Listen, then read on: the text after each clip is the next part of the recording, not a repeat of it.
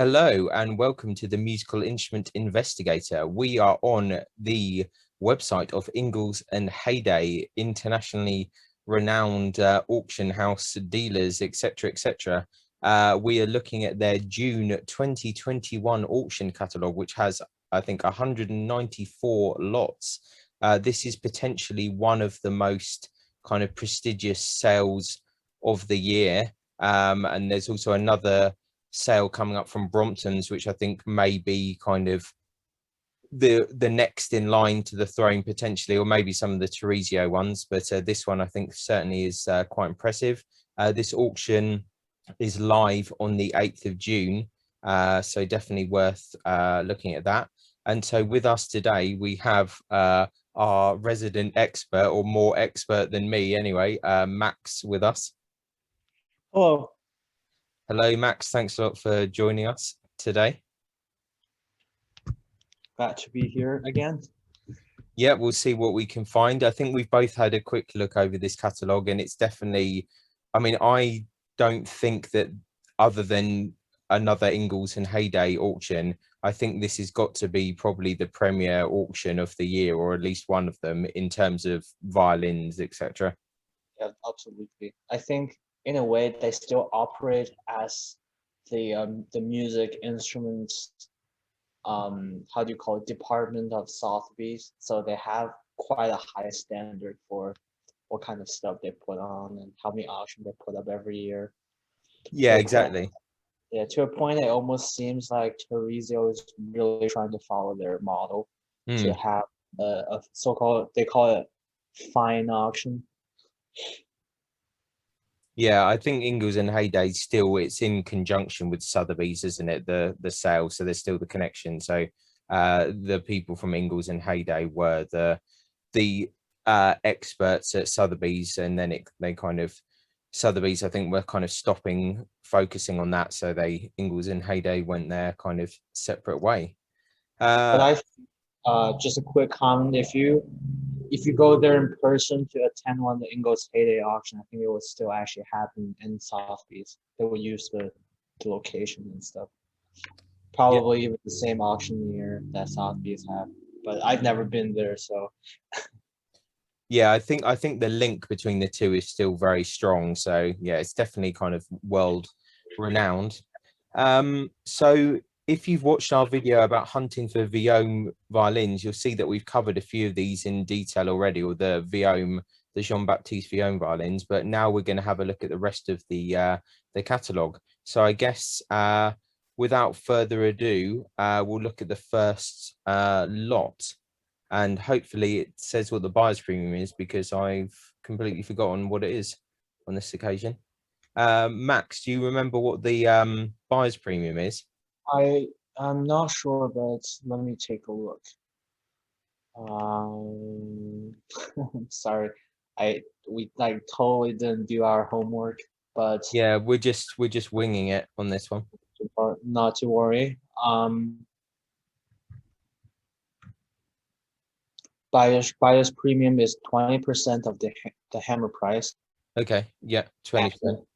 Just like all the other auction houses in the UK, there will be a VAT on top of the buyer's premium. Right, okay, that's fairly standard, so yeah, not too bad.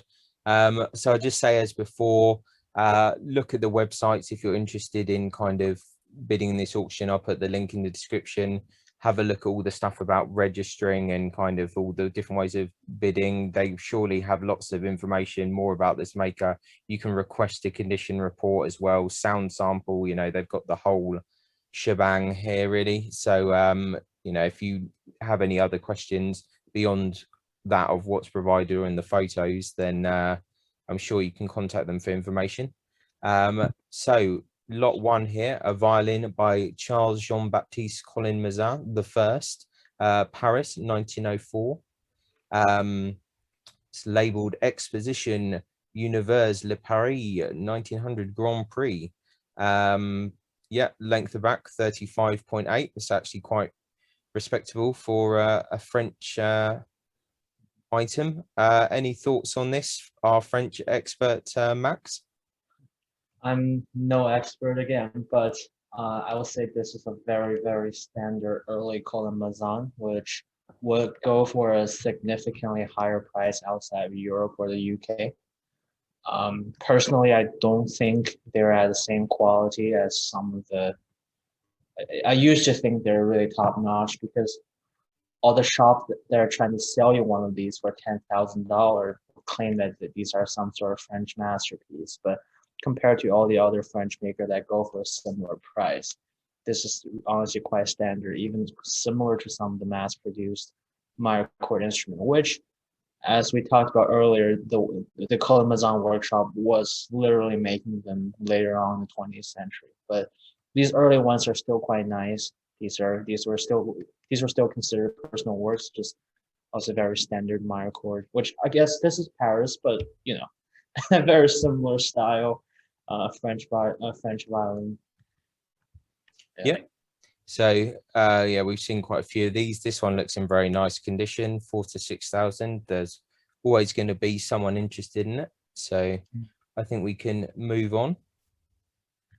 And actually, just an extra comment on the Karamazan. Oh yeah. Sorry about that. It's looking from the side picture. This one actually has a very standard modern neck, which is amazing because if you buy this, you can play it right away. A lot of old French violins have these really weird neck with low overhang, really high fingerboard projection where they started to trim off the top of the fingerboard. Which I say this all the time on almost every single auction, but this one is nice, which kind of just shows the quality of Ingles Hayday, the kind of stuff they put up. Yeah. Yep, it's definitely a nice looking instrument for sure. So on to lot 2. We have a violin by George Woolm Hudson, London, 18. He's born in 1862, died in Chessington, 1952.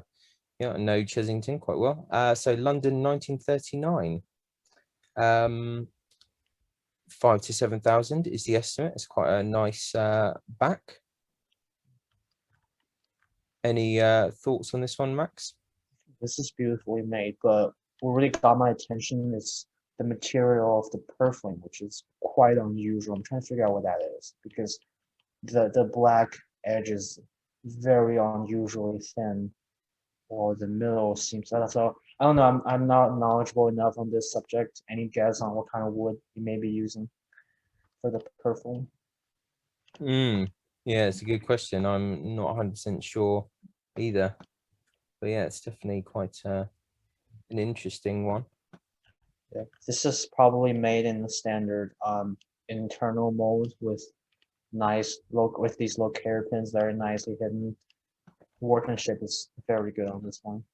I'm not too familiar with the maker, but and size wise, this is definitely a really nice one. Yeah, I've seen a few of the instruments by this maker come up. As you said, it's clearly a very well made instrument, but I don't know much more about this maker. So I think this is something I need to probably investigate at some stage. But yeah, a very, very nice looking instrument. Looks beautiful, really. Okay, let's carry on then. Lot 3, a violin by Giuseppe Ceretta, Montebelluna, 1955, 35.9. That's quite respectable. 5,000 to 7,000 pounds, the estimate. You can just come in straight away, Max, after my introduction. Yeah, You've probably got more to say than I do. Slightly long, I would say, for people, but you know, after all these auctions, I would say 359 is pretty common. But just the first impression, it's very standard kind of late 20th century Italian violin. And, very similar to some of the other Italians we see on auctions all the time. Yeah, I mean nothing. I would say nothing too special, I would say. But neck overhangs low. But I think overall the setup is fine. All these instruments, it seems like all these instruments are playable right away, which is quite nice. But do you notice that there's this tag symbol, which means this is probably a temporary importer lot. Let me see what that means. VAT charge upon hammer price may be refunded under the following circumstances, provided the purchaser resides outside the UK and the property is exported from the UK within 3 months of the sale. So yeah. There you go. If you're buying it outside of the UK, then you might be able to get some money back on that. Yeah, but workmanship not too bad. Just standard Italian late 20th century. Or in this case, mid 20th century. Then onwards to lot 4. A violin by Louis Auguste Langone. I'm not sure if I pronounced that right, but potentially. Brussels, 1926, 35.7. He was the son-in-law and business partner of Hilaire Darche, £6,000 to £8,000. So I like how they add a little comment to connect them to some more famous maker. Because I definitely heard of Hilaire Darche, but not knowledgeable enough to some of the French makers. Another tag symbol here. This appears to be a, what do you call that? A sigma symbol. I think it means the same. I couldn't see a difference. Okay, never mind. This one's different. Temporary admission VAT charge on the hammer price may be refunded. Okay. right, okay. Under all other circumstances, Ingles Hayday is required to complete the importation and pay the VAT due to HM revenue. Okay, basically another one that's but the more detail you had to read in the buying process page on their website. Yeah, just be careful with the tax symbol. Okay, so if you're interested in buying something from here, then yeah, just check out all the different tax stuff. Okay. Any further? Yeah, other than that, it's actually quite similar to some of the other French makers in Brussels. Not your very typical French violin, but one of those. I guess it's quite nice. Broad corners, nice workmanship. The scroll is quite interesting, I'll say. Okay. Well, let's see what's next. Lot 5, a violin of the Klotz family, Mittenwald, circa 1800, unlabeled, 35.4. That's definitely respectable. 4,000 to 6,000. Your very typical 18th century German violin. They will always call them Klotz family whenever they see a Klotz school 18th century German violin. But you see this on every auction. So, but this one seems actually quite nice, I would say. Just everything's very standard. Yeah, it's a nice example in a nice kind of condition, or looking good anyway. Yeah. If this one had even a fake label, they would probably attribute it to like certain Klotz family member. The most common one we see is Aegeus Klotz and maybe Sebastian Klotz. But of course, most of them are probably not actually made by these people, just someone in the big Klotz production circle. Yeah, I think there's a number of family members, but also I think they taught most of the people in Mittenwald at the time how to make. So it's all kind of school of, circle of in that kind of region. But yeah, after all, very nice, early Mittenwald school exam, Mittenwald school instruments. So yeah, nothing bad. Yep. No, I quite like them. Yeah, like how it says circa 1800, which this could be earlier, I would say. If this goes to Brompton, they'll claim it to be 18th century instead of 1800. Right. Okay. Yeah. No, I think they're erring on the side of caution there. Okay. So lot 6, a violin by Giuseppe Pedrozzini. Ooh. Milan 1915, labeled and signature, length of back 35.9, so a bit longer. Sold with the certificate of Eric Blott, Cremona, dated 16th September 2019. 20 to 30,000 pounds. We're getting into a bit more serious zone now. We got our first big name so far. Yep. I have not studied Pedazzini, but you know, it's one of those. If you buy it, it's probably a pretty good investment. Interesting long corners though. I wonder if he maybe even built this on a external mode, maybe. Yeah, it looks interesting for sure.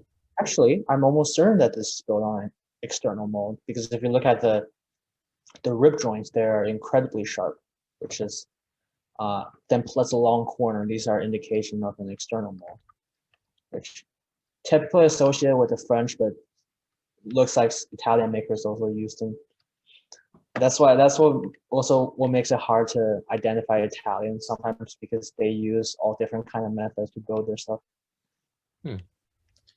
Good information. And then onwards to lot 7, a violin by Janos Spiegel, Budapest 1918, 35.6, 3008 to 5000, so a Czech violin.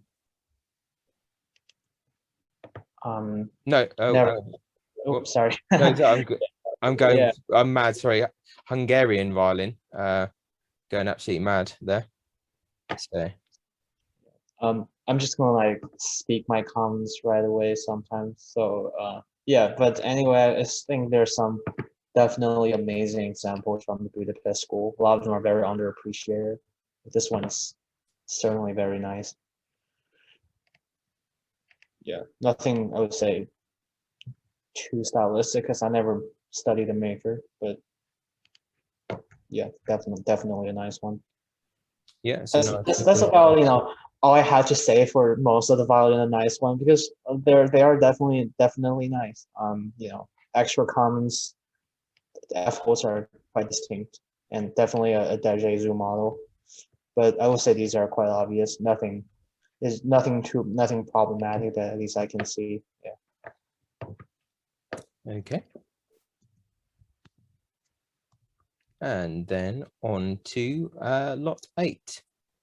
Ex Tibor Zelig, violin by Gio Battamarassi, Cremona 1970, 35.8 in a case. Can read about Tibor Zelig, 15 to 20,000. My knowledge with Marassi, you know, he is the they call him like the one of the most famous maker of the modern Cremona school, because I think he's the guy who run well, he died a few years ago, but he's the guy who run the Cremona, the violin making school.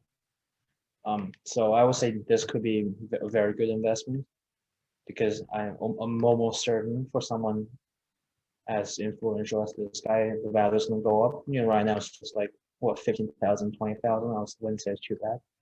You're a very typical, you know, modern Italian violin, which, you know, it's funny. I think this one's also made on an external mode, which, if you think about it, that he built in Cremona's, it's on tip. You would think they built it on an internal mode, or maybe my construction method identification still needs some work, but this almost looks like it's also built on there. I think I think I need to learn a bit about some of this mold identification kind of stuff. Okay, let's move on to lot 9, a violin by Prosper Cabase 2 in Mircourt, circa 1860 to 65, unlabeled, 35.7. Certificate by Rampal, Paris, from November 2020, 3 to 5,000.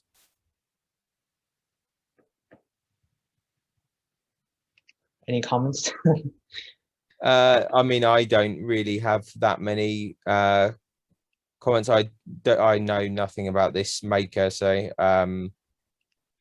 how's your knowledge? Yeah, and the F-hole placement is a bit odd, I would say. But It looks a bit different to some of the other French violins, doesn't it? yeah, but other than that, it's also a pretty standard minor chord, musical chord instruments.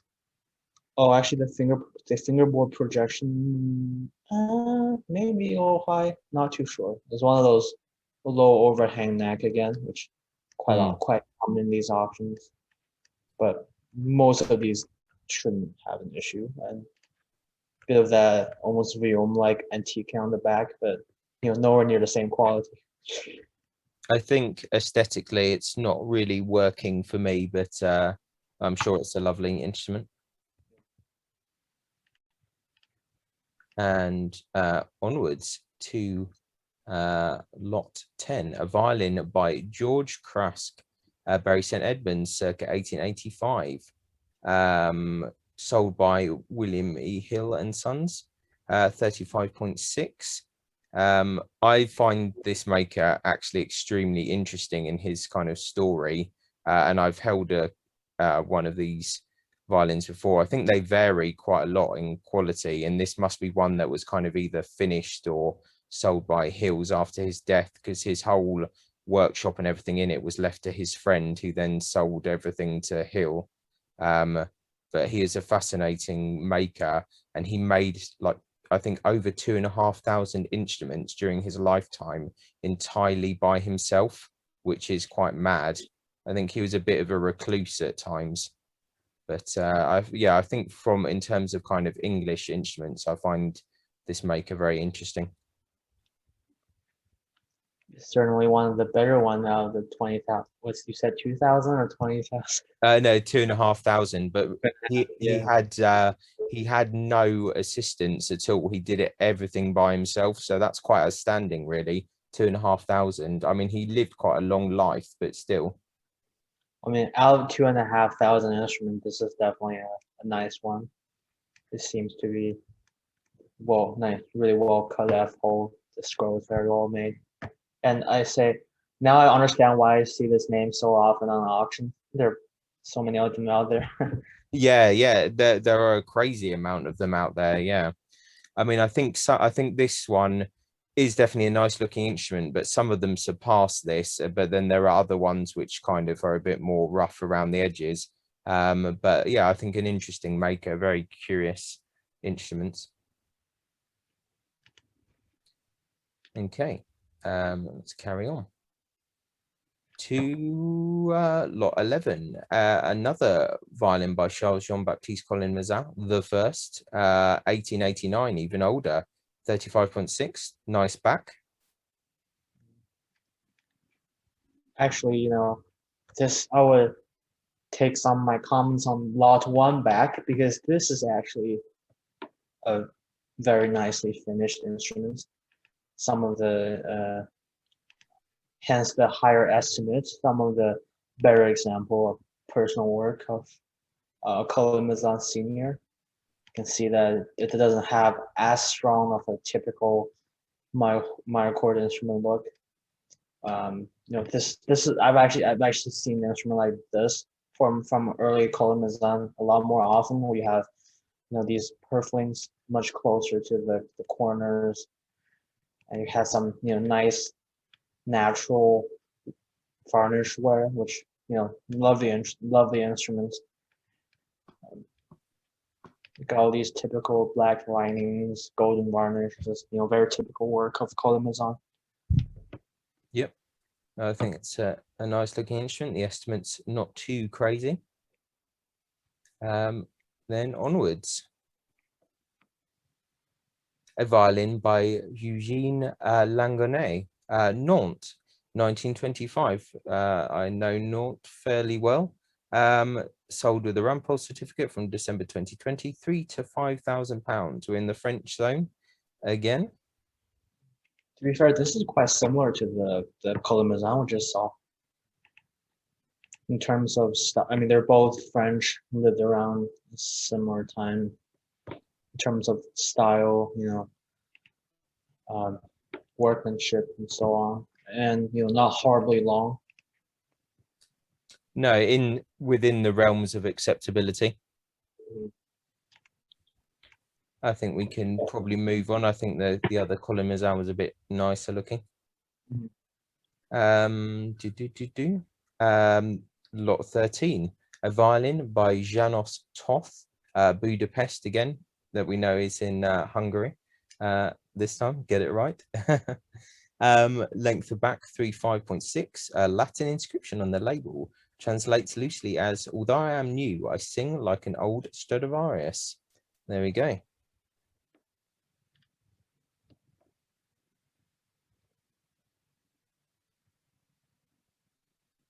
Any comments on this one, Max? Never learned the maker, but actually I find it stylistically speaking incredibly close to this other violin we talked about, which I guess we can talk about this later. Yeah, but yes, I feel like if someone doesn't know the maker, they could even mistaken this as French. Not that it's obviously French, but stylistically it's quite similar to some of the French ones I've seen. Nice instruments nonetheless. Yeah, I think we can. Very well-made Budapest school example. I think we can move on to lot 14, a violin by Vincenzo Sannino, Naples, 1905, 35.7, 20 to 30. We're in the Italian zone again. Yeah, Sannino, another big name, I guess. Never studied the maker. Seems to be at least from the label, seems to be a Gragnani copy. Not too sure. I mean, I'm not that much of an expert yet. But yeah, Naples school. Your very typical Naples style. If you look at the scroll, you can see how the G peg and the E peg is closer. And the D peg and the G peg and the A peg the G peg and the E peg is closer, and the D peg and the A peg is closer. And there's a little gap between them. The Naples people like to kind of distinguish themselves from the rest with this bit of a signature. Yeah, I think it's a pleasant enough looking violin. I should look up the maker a bit more because it's not someone I'm familiar with. So definitely a big name. You can see a lot of character in it as well. Yep, very nice. Moving on to lot 15, a violin by Goffredo Cappa, Saluzzo, circa 1695. I think this might be one of my favorite ones in this auction. Sold with a certificate of Runing and Sons, Boston, September 2006, 35 to 50,000. Yeah, this is definitely a beautiful instrument. I mean, we can just kind of appreciate this. It's amazing. You can see some of these. It seems like the whole button has been replaced, which is very common on these. But condition-wise, it seems quite nice. Very, I mean, that has definitely been cleaned up. Very good wood. Your typical plain golden 18th century Italian. I'm not a expert on Kappa by any means, but definitely another name that we hear very often. Yep, a very nice looking instrument indeed. So now we are on lot 16, a violin after Guarneri by Jan Kudanowski, Birmingham, 1989. Has an ivory mounted violin bow, by a member of the Dodd family in the case, which is an interesting bow to put in with the violin. 35.7. Someone may be buying this violin just for the bow. Yeah, exactly. Yeah, but obviously ivory frog, so some restrictions there, 3 to 5,000.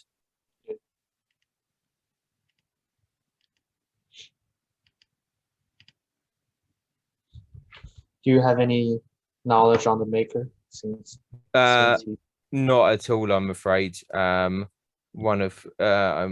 ignorant to that maker, I'm afraid. But definitely a De Jesus copy with a bit of a De Jesus character added on it. Even the little, even if you look at the scroll, the little De Jesus turn on the throat. The side view of the scroll, yeah, you can see it's very similar to the Il Canone. I was saying that extra harsh turn on the throat. So definitely the maker tried to make a good copy, but not horribly antiqued either. So yeah, lovely. Has potential and comes with a bow by the Dodd family, so that's not bad either. Eye for the bow. Yeah. Yeah, there's no pictures, are there, of the bow, which is a bit odd. You would have thought they might have included some, but anyhow. Or if you ask for it, they'll give it to you. Oh, lot 17, a violin, Naples, 19th century, unlabeled, 36, so it's a bit large, 6 to 8. No information. What do you make of this? No idea, but damn, that looks nice. I mean, some big repairs on the back that could be, I don't know, worm damage or whatever.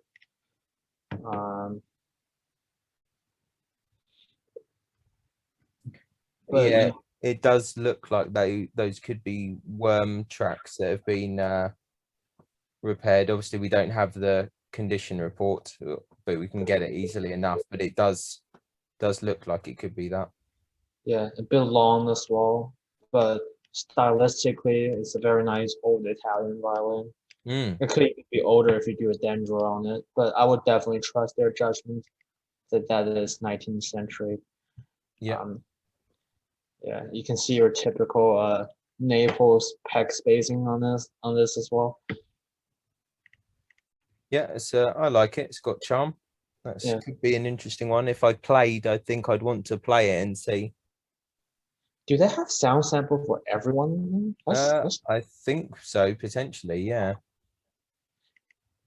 Other auction house, if you watch our video, you know what to do. I mean, learn from them. Yeah, you need to up your game at other auction houses for sure. You know, we have best auction for pictures. Now we have best auctions for sound samples. Exactly. Okay, so lot 18, a violin, Circle of Thomas Hardy, Edinburgh, circa 1850, 35.7, 4 to 6. I do like the kind of the Hardy instruments. They are very nice. The treble F hole does look a bit odd. I don't know if that was intentional or. Yeah. Just a bit curious.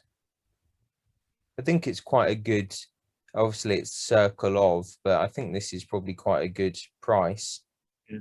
I like how Ingles used the term circle off, while a lot of other violin auction have ditched the term. They would just say school off, because circle off seems to be a more common terminology used in the painting field, while school off is more common in violins, but they really mean the same thing. Yeah.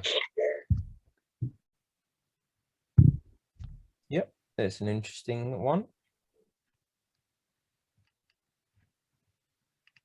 And lot 19, a violin attributed to Francesco Ruggieri, North Italy, early 18th century. Scroll later, Length of back 35.6, 15 to 20. Oh, I was gonna say we had a little conversation on this instrument. Then I realized we were actually talking about the Ruggieri on Teresio instead of this one. Uh, that one came with a bunch of certificates attributing it to an Amati, which also had an Amati label. But then that one later became a Ruggieri. But this one said attributed to Francesco Ruggieri, but is there a certificate that says it's Ruggieri or I don't know. It may have to kind of ask them about it, but interesting. Yes. I mean, I don't see, I don't see anything Amati or Crema about it. So northern Italy definitely. I trust that. So hard to say. It definitely doesn't look like what you would call a Cremonese, but maybe later early Cremona, like for example, see the label suggests Andrea Amati, which yeah, I mean it definitely kind of looked like that, but definitely not like late Cremona like Niccolo Amati. So I mean this really could be anything. Maybe if we can have like a dendro done on it. I mean, I'm curious on what this actually is. Definitely a very interesting instrument. Yep, definitely. And lot. Yeah, I think for the previous one, sorry, for 15 to 20,000, if there is no serious condition issue, that would be lot 19. Yeah.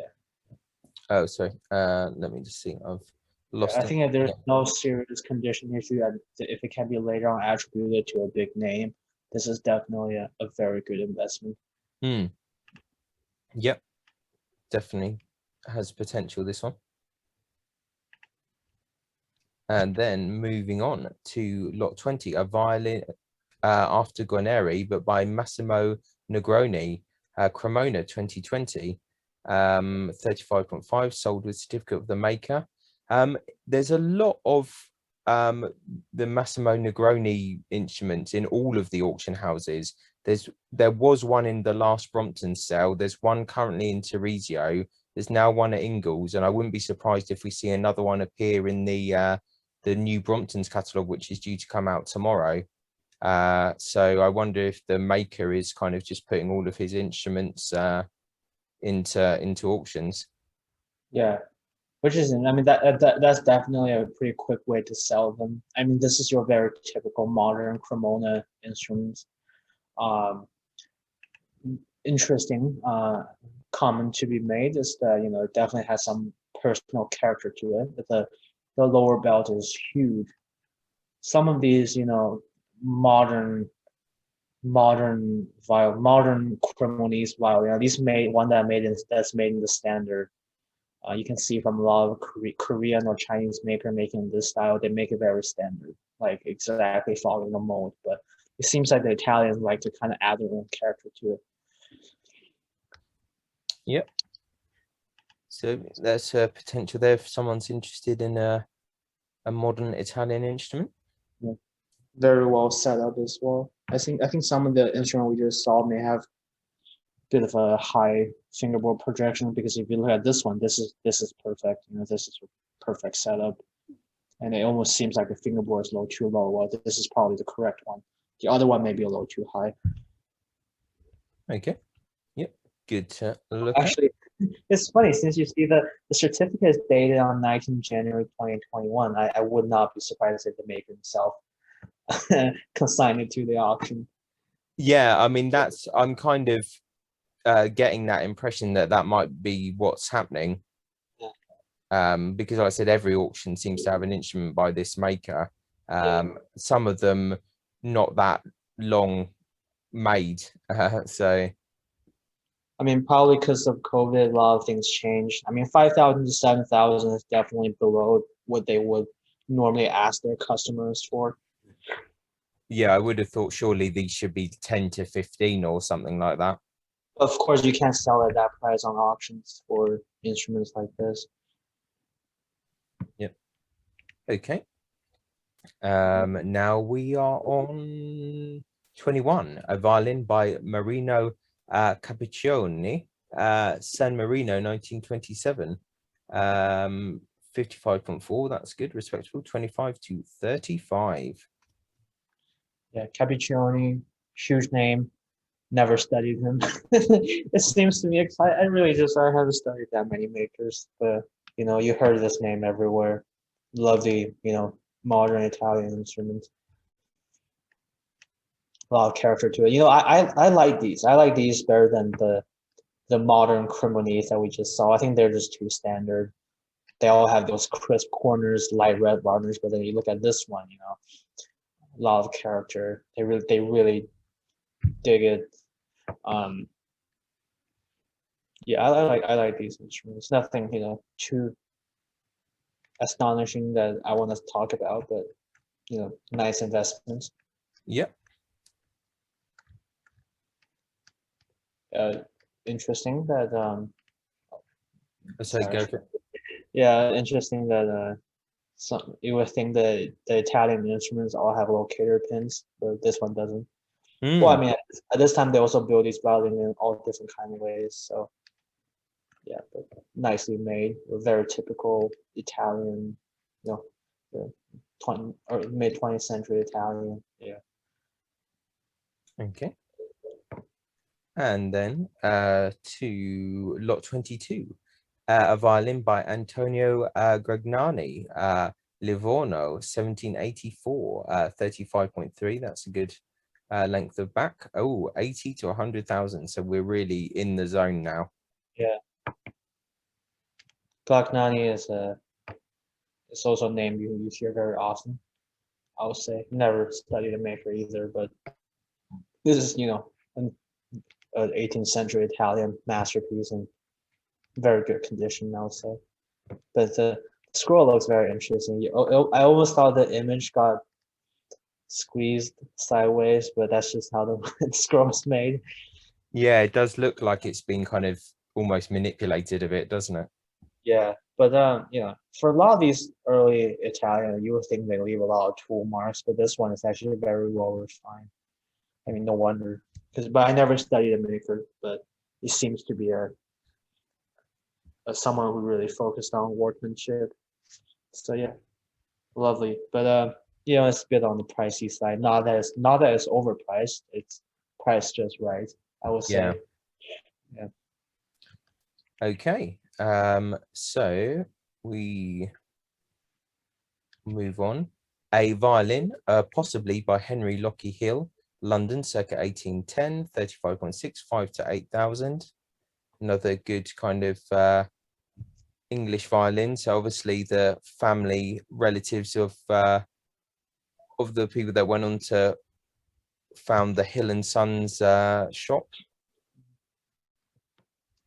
Oh, I hate these possibly. I don't know what is it. You want me to buy it as a Lockheed Hill or not? I mean, it's on these auctions. There definitely some people more certain that it's by the maker than others.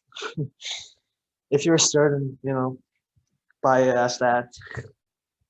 I mean, I never studied the hills. It's an interesting looking instrument for sure, and the price is fairly reasonable. If it was Lockie Hill, then that'd be a good price, I think. I don't know if you prefer these earlier Hill or the later mass produced by the W. Hill workshop. Uh, these, you know, these are your more typical English violins, while the other one are just, you know, Violin like Strat copies. Yeah, I think the ones that I really like are the William Ebsworth Hill ones, kind of the late 19th kind of century ones. Those are the ones that I personally really like, but I do like the Lockie Hill ones as well. Right, let's see what else we have in store. A violin by Genusio Carletti, Cento, 1980. Sold with certificate of Eric Blott Cremona from 2017 at 8 to 12,000.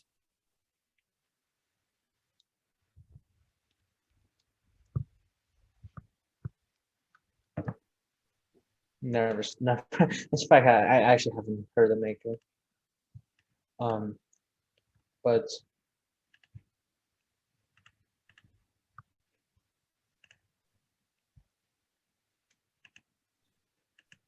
interesting Italian instruments. Nice wood, I would say. Mm. Yeah, I like the back actually. It's very nice. There seems to be a lot of Italian instrument with a Eric Bloch certificate in circulation. You don't see this as common. You don't see his certificate as common on auctions, but on the gray market, there seem to be a lot of instrument with his certificate. While on auctions, you tend to see certificates from those big shops more often. Mm. Interesting. Yeah. Okay, and let's carry on.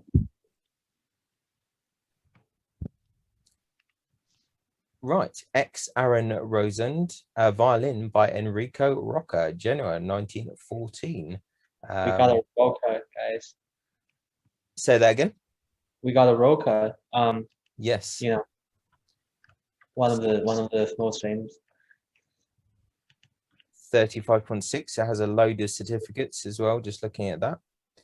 Peter Bidolf, 1994. Also a certificate from 1960 and a valuation from 1993. So 110 to 180. This is top kind of tier level here, or high tier. Back of my mind, I would want to say that I've seen better made Rocas, but I'm not an expert on the maker. I know that his stuff is worth a ton. Yeah. I mean, definitely a lovely instrument. You may want to add a little ebony crown to the button. Seems like it's been worn off a little bit.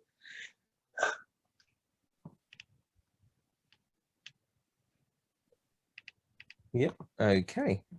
Let's move on. A violin by Nicola Utili, Castel Bolognese, 1914, 35.7. Comes with a nickel-mounted bow. I'm sure that is the most important thing. Yeah, another one of your, I'll call them entry-level 20th century Italian. Very similar to some of the ones we just saw. It seems like the Italians at this age, they have very similar looking varnish at least. Yeah. I quite like this one for some reason. Yeah, there's something about the form of it. I quite like it. I quite like the varnish. Yeah. It's funny. Some of these 20th century Italians just have these very cheap looking varnish if you look at them on auctions. But if you look at them in person, if it's nicely polished up, they actually look quite nice. Some of the Gattos, the varnish look like a factory violin if you look at them on auctions. But if you look at them in person, if they have them nicely polished up, they actually look quite beautiful. This one probably too. It looks nice. It looks nicer when it's shiny. Yeah, exactly. Okay, and moving on. A violin by Giuseppe Dall'Alio, Mantua, circa 1820, 35.6.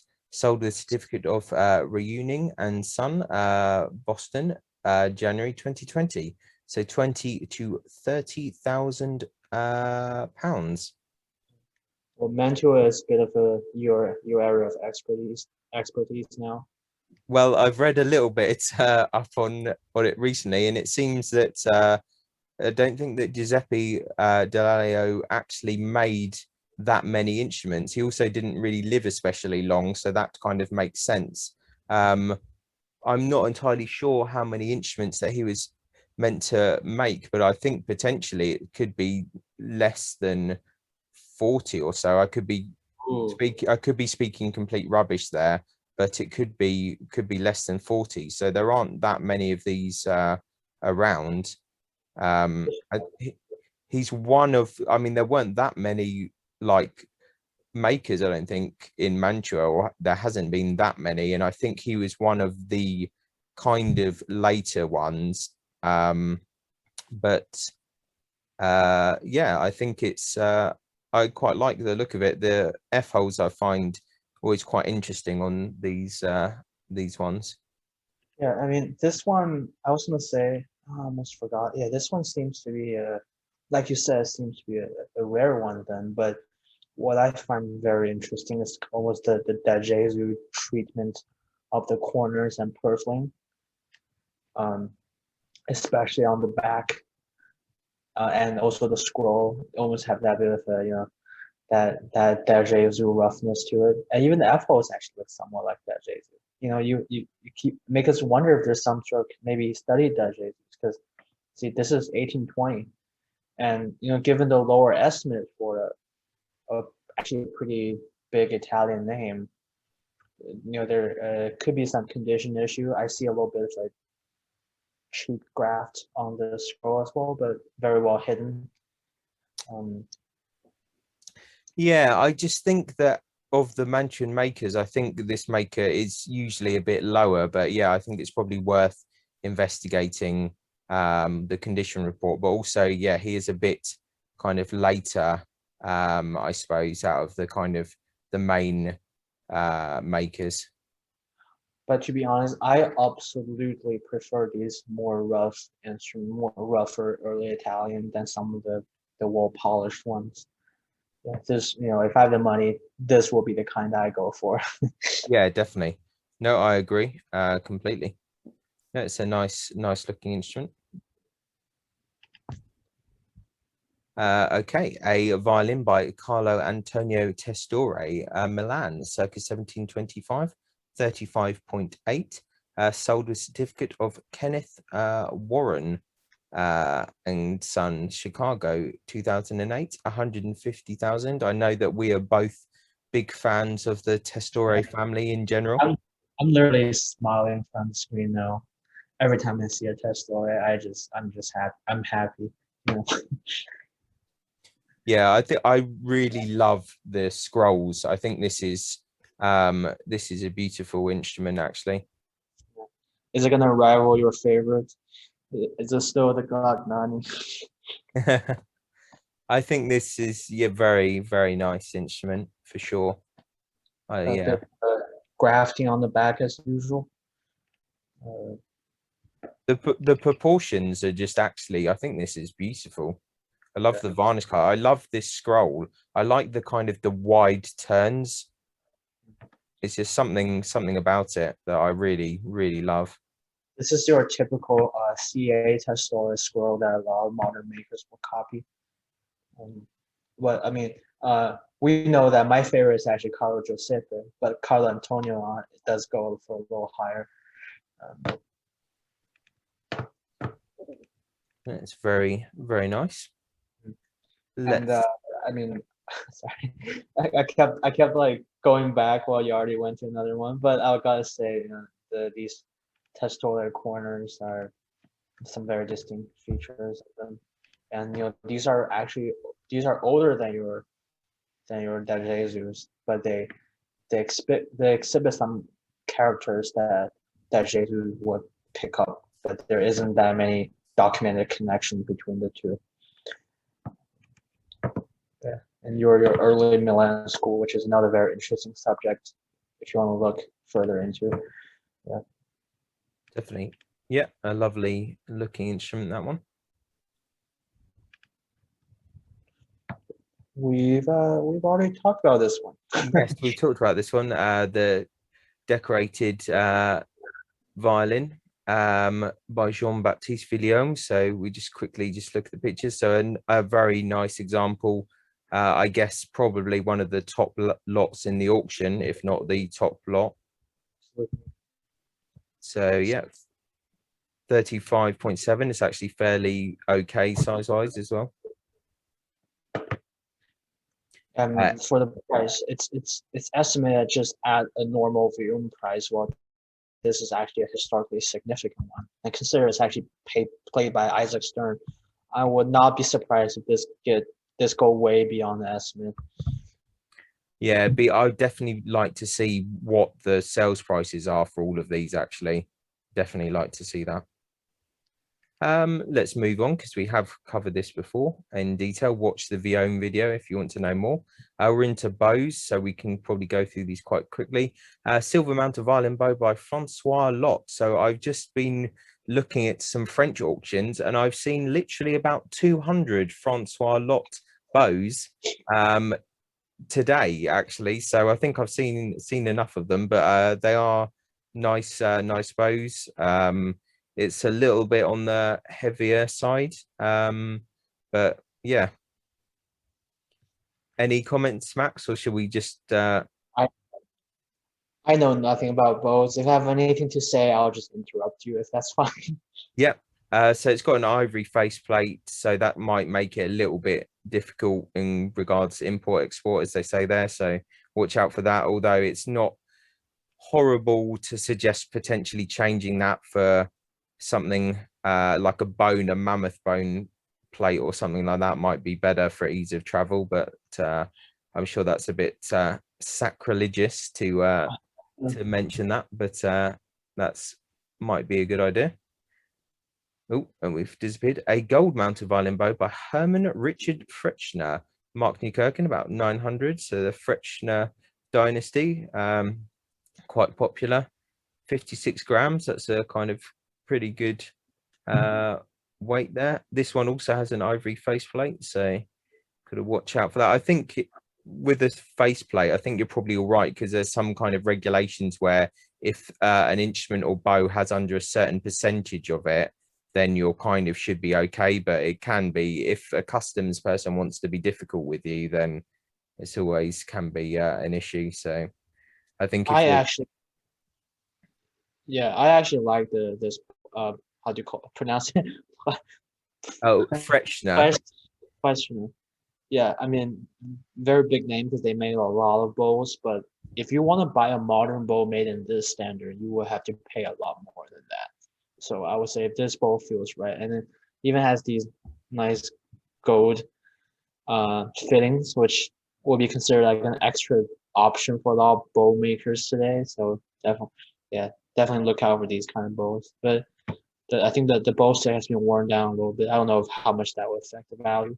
Yeah, I think it's got a little bit of wear here, but it's not too bad. But as you say, like a bow from a new maker with this mounting, it's probably going to be over £4,000, if not more than that. So even just add this workmanship. But I guess Fleischner is also one of those makers where dealers will absolutely rip you off for. Well, there's so many of them, they don't go for much on auctions. Yep, that's true. And now we go on to lot 32, a silver and tortoiseshell mounted violin bow by W.E. Hill and Sons, London, circa 1910, 59.5 grams. Kind of interesting that they don't mention the tortoiseshell frog here in terms of kind of export and import, because my understanding tortoiseshell is probably even more kind of stricter control or the same controls as ivory. So I'm interested that they haven't mentioned that here. I honestly thought this material is way more common than ivory, but I'm not too sure because I've seen them like everywhere on bows and on other stuff. Yeah, it is around a lot, but I'm pretty sure I thought that the controls on that were the same as ivory. I thought tortoiseshell is like CITES Appendix 1 material, so it's very difficult to move around. So I'm surprised that they haven't mentioned that here. Maybe I need to look this up. But yeah. And I remember that the hill bows are pretty desirable, I think. The hill bows, yeah, they go for a good price. Usually, yeah, 4,000 to 5,000 is about right. So maybe, if I make some money this year, I'll go to one of these auctions and pick up one of these bows. It's nice to have like a big name bow around. Yeah. Although, in all honesty, I would not really advise anyone buying a bow with a tortoise shell frog because I just think it's just going to be difficult for traveling. But I mean, look it up if you're interested in buying a bow with a tortoise shell or an ivory frog if it's like a classical bow or something. But I would personally, if I was a player, I would avoid anything like that just for the sake of traveling around.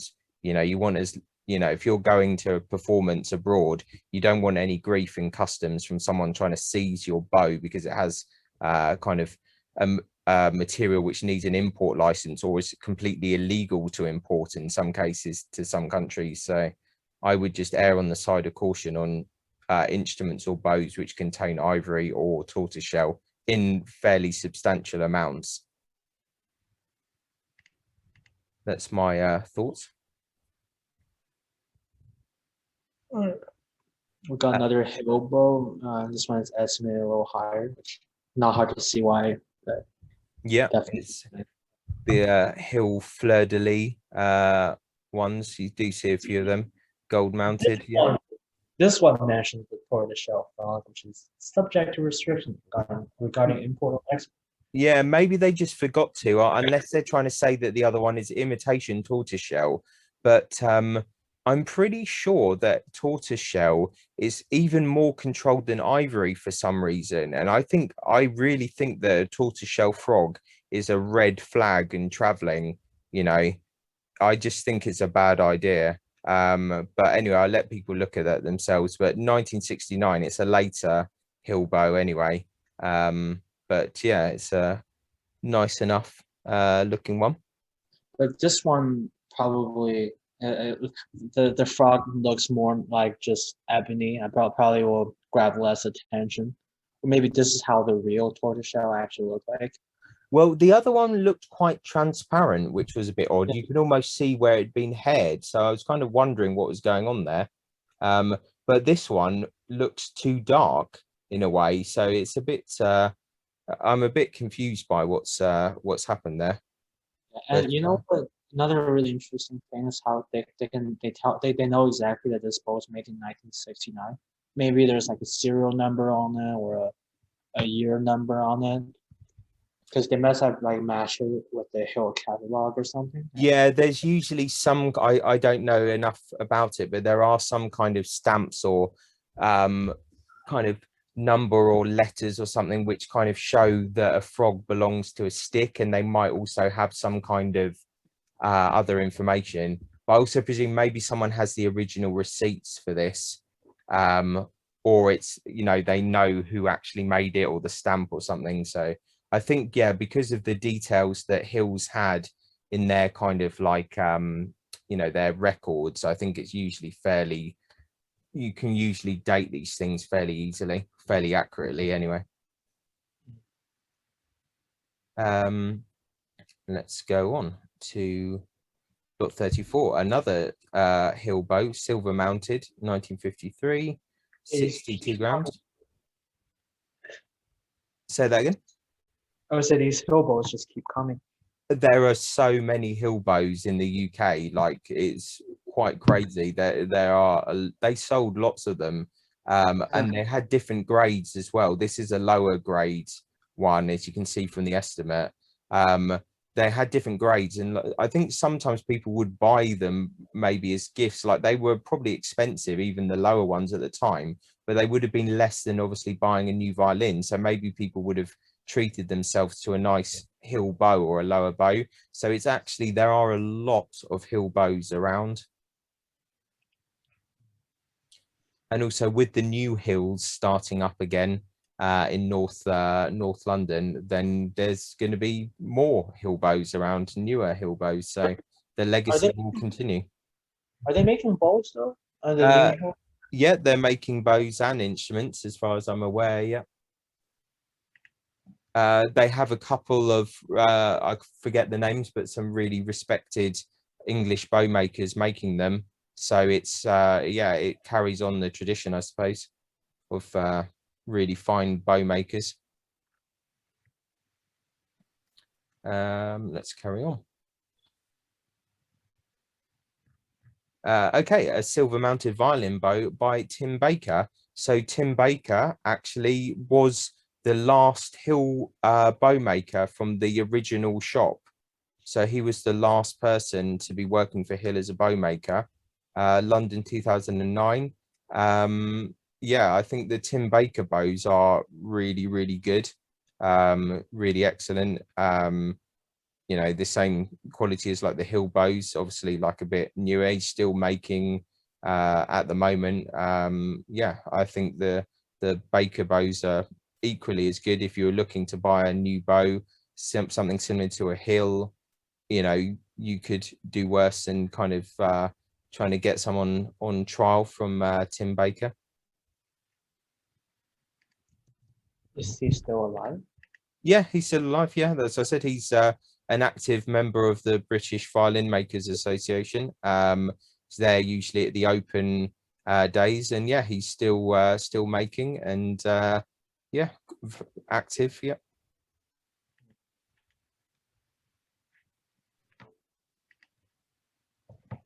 Lot 36, a nickel-mounted violin bow by Christian Friedrich Wilhelm Knopf, Mark Newkirkin, circa 1850, 62 grams. It's these fancy Knopf bows with all the kind of decoration and stuff. Yeah, he also makes some violins, I think. I'm not sure. Good question. Sounds familiar. I don't know if this name is more associated with bows or violins. I would say bows, but I don't know much in regards to violins, but worth investigating.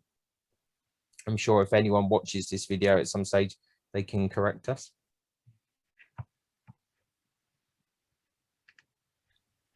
And lot 37, a silver mounted violin bow by Eugene Kunihuri, Mirko, circa 1890, 58 grams, ivory faceplate. Once again, I've looked at about 200 of these today.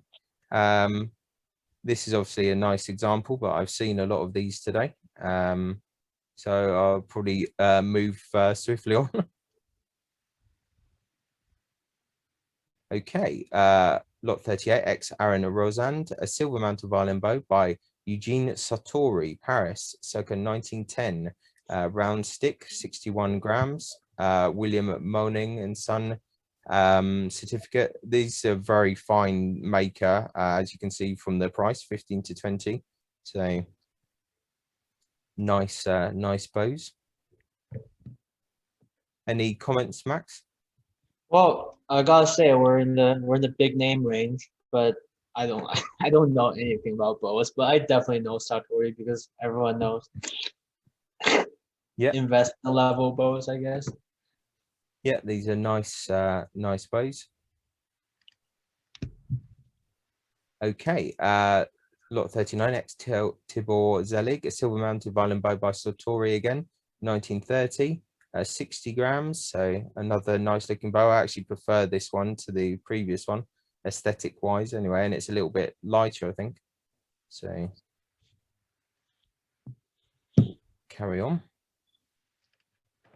Lot 40, ex Tibor Zelig, a silver mounted violin bow by Sartori again. Bit heavier, so obviously he was a fan of the Sartori bows. 10 to 15,000 on that one. Could be a dealer. Say again? Could be a dealer, but I don't know who that is. Let me look him up. No, I don't know either. Silver mounted violin bow by Sartori again, 1935, 62 grams. Oh, he is a violinist. We died in 2015. There you go. So obviously he favored the Sartori bows, or maybe had others as well, but he definitely had a few Sartoris. So a golden tortoiseshell mounted violin bow by Arthur Richard Bultitude, Hawkhurst, circa 1970, 66 grams. That is quite heavy. Tortoiseshell. So Bultitude is a maker who also made a ridiculous amount of bows during his time, like a crazy amount. Like I don't know how he made so many bows. But right? Say again? Probably a workshop, I guess. I'm not entirely sure, but I definitely had made a lot of bows, and is a well-known English bow maker for sure. I've somehow never heard the name, but I would say that's a funny last name. I don't know if you think so too. But, yeah, it's interesting. But on about the bow, right? Again, I know nothing about bows. What's this part called again? Because this one's like extra thick. Uh, okay. Yeah, the face plates. So it's got like it looks like it's got either metal or maybe silver or gold. Is it gold? I suppose it's probably got a gold faceplate, and then it's an ebony underneath. So I think it's probably because it's gold. So obviously you're not going to have a super thick gold faceplate, probably for cost and weight. So it just has a thicker ebony one rather than having like ebony and ivory split in half, or ebony and silver. I think that's all really. That makes sense. Probably because when he made the bowl, he thought of putting an ivory face plate on it, so he made it that standard. But because he decided to put on a gold plate, he had to kind of give that little extra. Yeah, it's just a match. A lot of the hill bows have silver face plates, so it does make sense.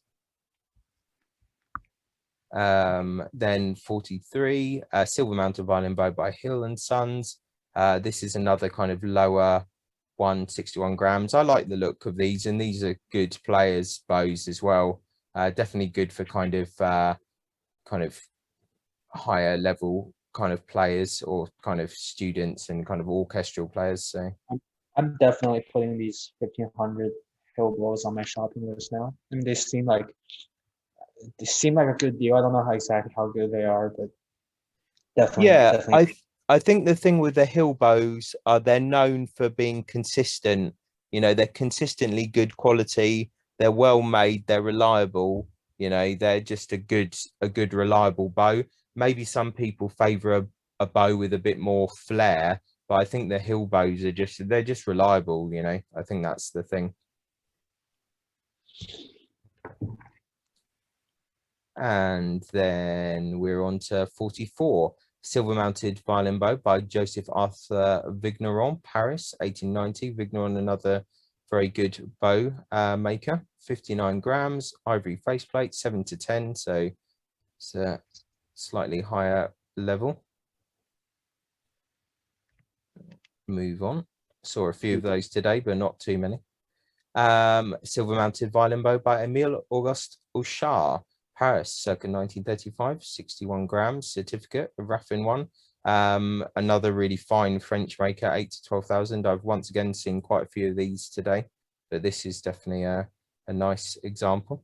Last time I played on a Ushar, I didn't know if that was a real one or not, but it definitely felt really nice. I wouldn't. I'm not the kind who would think that both by different makers consistently feel different, because bows are so individual. But I had a good experience with Ushar, but they're pretty expensive. Yeah, But definitely. real quick questions. I actually see a lot of bows having this quality here, where the wood is kind of trimmed a little more down here. I didn't like it, but I know some bow makers, they really kind of copy this look. I don't know. I Right, like okay. it when it's like smooth, just kind of like go up. You know what I mean. Okay. Well, you definitely wouldn't like the Dodd bows then, because if you look at the old Dodd bows, they're more noticeable than that. So I don't know if there's any in this auction. There might well be a Dodd bow in this auction, but you'll see that the Oh, upturn is there quite. was one.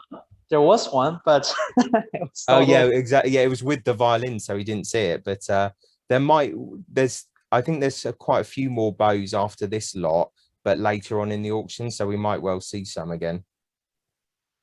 Let's carry on. Got a Victor Static. Yes, silver mounted violin bow by Victor Fatigue, 1920. Another like very good maker with a certificate, 4 to 6, 62 grams. What I really like about French bows that they always have a certificate. Because like you said, Yeah, if I recall, they had to give you one. that's true. Lot 47 is another silver mounted bow by Victor Fatigue, 2 to 4,000. Looks nice. Right, we're on to cellos here. 48, a cello by Virgilio Capellini, Cremona, 1981. 10 I to mean, 15,000. a comment real quick. It's I don't know why it feels like we've never talked about cellos. Like on all the auction videos I made with you, It almost seems like we never came across a cello. Well, I Which now think I'm thinking about is very odd. that there a lot of the auctions that we talked about didn't really have many cellos, and maybe had like one or something, and they weren't really of anything particularly noticeable or of note. So Yeah, I mean they're huge, so probably a logistic issue for some of those auction houses. yeah, I mean, I don't really have anything to say on this either, to be honest. So I guess just kind of looking at it like a big violin, this is definitely a good one. yeah, well, let's see what we have next. A cello by Johann Joseph Stuttelman, Vienna, 1767. So, 18th century cello here, 10 to 15,000. These cellos always look newer than they actually are. Yeah, the back of this looks quite new. Yeah. I say new, or just the way that the coloration of the back and the ribs is quite interesting. I never studied cello, but my personal theory is that German cellos are more desirable than German violins. Because I say this because some of the best Italian cello makers are actually Italians that follow very closely to the German model, like Tekler or Goldfrieder or even Montagnana. Uh, but I don't know, and some of those German like Roth, their violins don't really worth much, but their bass and cellos are often worth quite a lot. Yeah, I mean, that's entirely Yeah. possible for For sure. example, a cello by just a random Austrian 18th century maker. I mean, Stallman is a big name, but a violin by him probably wouldn't. Actually, a violin by him, yeah, will worth a bit, but probably not nearly as much as like how much this cello is selling for. Yeah, I'm not 100% sure really how some of the values go. I think Italian cello is still on top. I would probably argue that then you're probably looking at English cellos probably next. Yeah. English, or maybe even some American, and then probably kind of, well, some of the French cellos actually probably up pretty high actually, from the Italians and the English, and then the German cellos. But I think it just really depends on the maker, doesn't it? I think so. I need to learn more about cellos. Clearly, that's what I've learned already from this. A cello attributed to Claude Augustin Mirmont, from Mircourt, from about 1873, something like that. 6 to 9,000. I mean, if this is a real Mirmont, it probably will worth quite a lot more. So these are I like these like attributors. Not really sure who made it. Yep, it's a bit vague. So let's go on to the next one. A cello by Giovanni Gaeta, Ivrea, 1904, 18 to 25,000.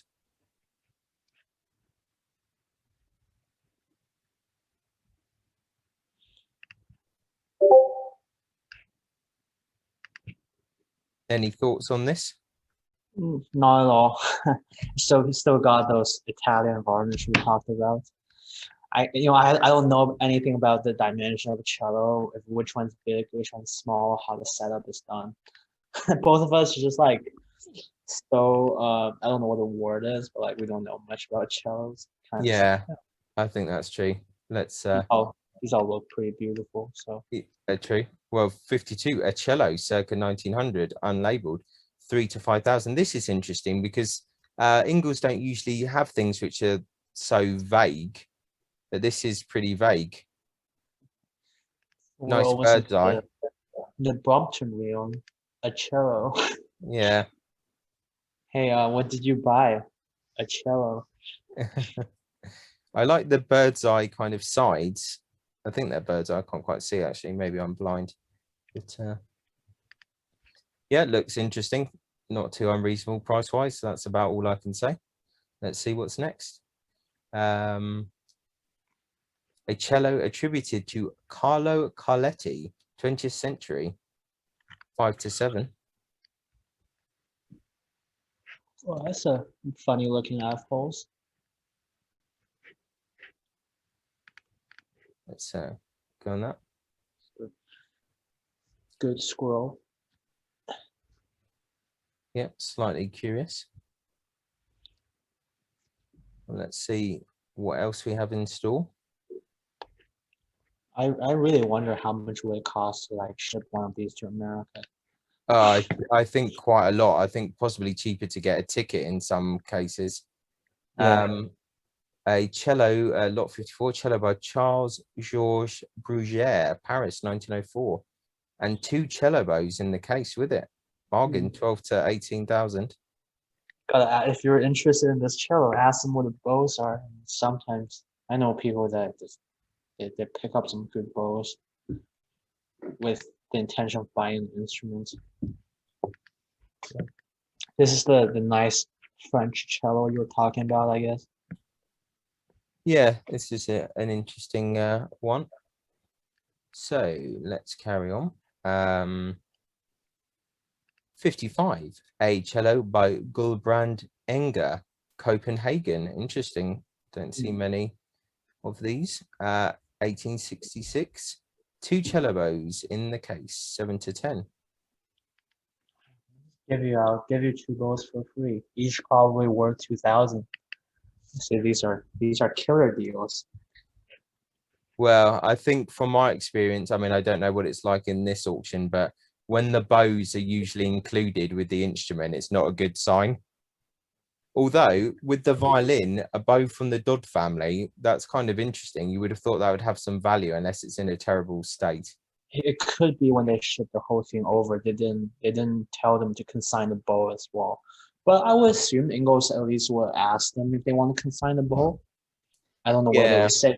And I don't even want to, just whatever. Just give it out to whoever buys my cello or buys my violin. I assume that if it was worth a lot, then it would be its own listing, unless, like you said, someone specifically insisted that it must be sold with the instrument, which I guess is possible, but a little bit odd. Yeah. But it's definitely A possible. weird request to make. I mean, my cello, my violin, and my bows are inseparable, but I'm selling both of them. Well, you never know. People have done stranger things. Let's carry on. A cello by Gandon Bernardel, Paris, 1888. A big name. Yeah. Yeah. I mean, these Gone and Bernadette, I remember the original Gone sell a lot more, but Gone and Bernadette, I mean, their violins also sell for quite a lot. Considering how much their violins are already going for, this is not that high of an estimate for a cello. No, it's true. Yeah, like you say, some of these violins go for a lot, the Gandon Bernardel. So, yep. Looks like potential. Okay, 57, a cello ascribed to the Testore family. There you go, lovely. Yeah. Sold with certificate of Arnold Voigt, 1929, 18 to 25,000. Ascribed to Tessor. I wonder what they think this is, though. Maybe they have no opinion on it. I mean, this is just almost just a bit like misleading because they will actually put the Tessora's information underneath it. Steve Milan, 1680 to 1760. Well, they're not claiming that this is actually a Milanese cello. No, not at all. Yeah, it even has a Tessora branding, which a lot of the German fakes have them. I mean, this could be an old German cello. I can't tell. I mean, I'm not knowledgeable enough to tell like German or Italian cello. Violin probably I can tell. Yeah, so I'm not too sure on that. Let's carry on. Probably newer than what you would expect a Tessora cello to be. I would have thought so, yeah. Oh, now we're on to some cello bows. So silver mounted cello bow by George Friedrich Schwartz, Strasbourg, 1830. Got some I'm gonna buy one to play violins on. Yeah. 4 to 6,000 from the collection of Martin Lovett. Let's carry on. Lot 59, a gold-mounted cello bow attributed to Francois Xavier Toth. Well, 77 grams from the collection of Martin Lovett. So 7 to 10,000. If it was definitely by Francois Xavier Toth, I think you can guess what the price would be. But it's an interesting one. Gold mounting. Wonder how many cello bows there actually are in this auction. Silver mounted cello bow, probably by Johann Wilhelm Knopf. Another Martin Lovett one. Ivory faceplate, 1,500 to 2,000 on that one.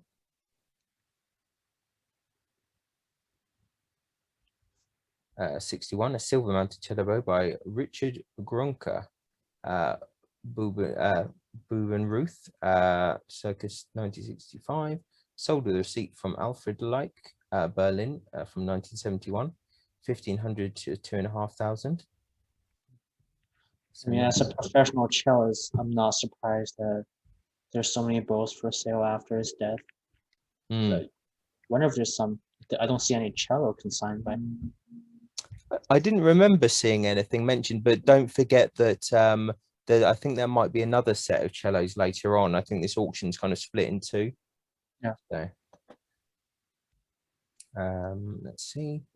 62, a silver and ivory mounted cello bow by Konrad Gotz, Marknikirchen, circa 1950. Yeah, I mean, this is another bow that I would just not recommend someone buying if you're a touring musician. It's just going to cause you grief, really. But I'm sure it's nice enough. 1 to 1,500.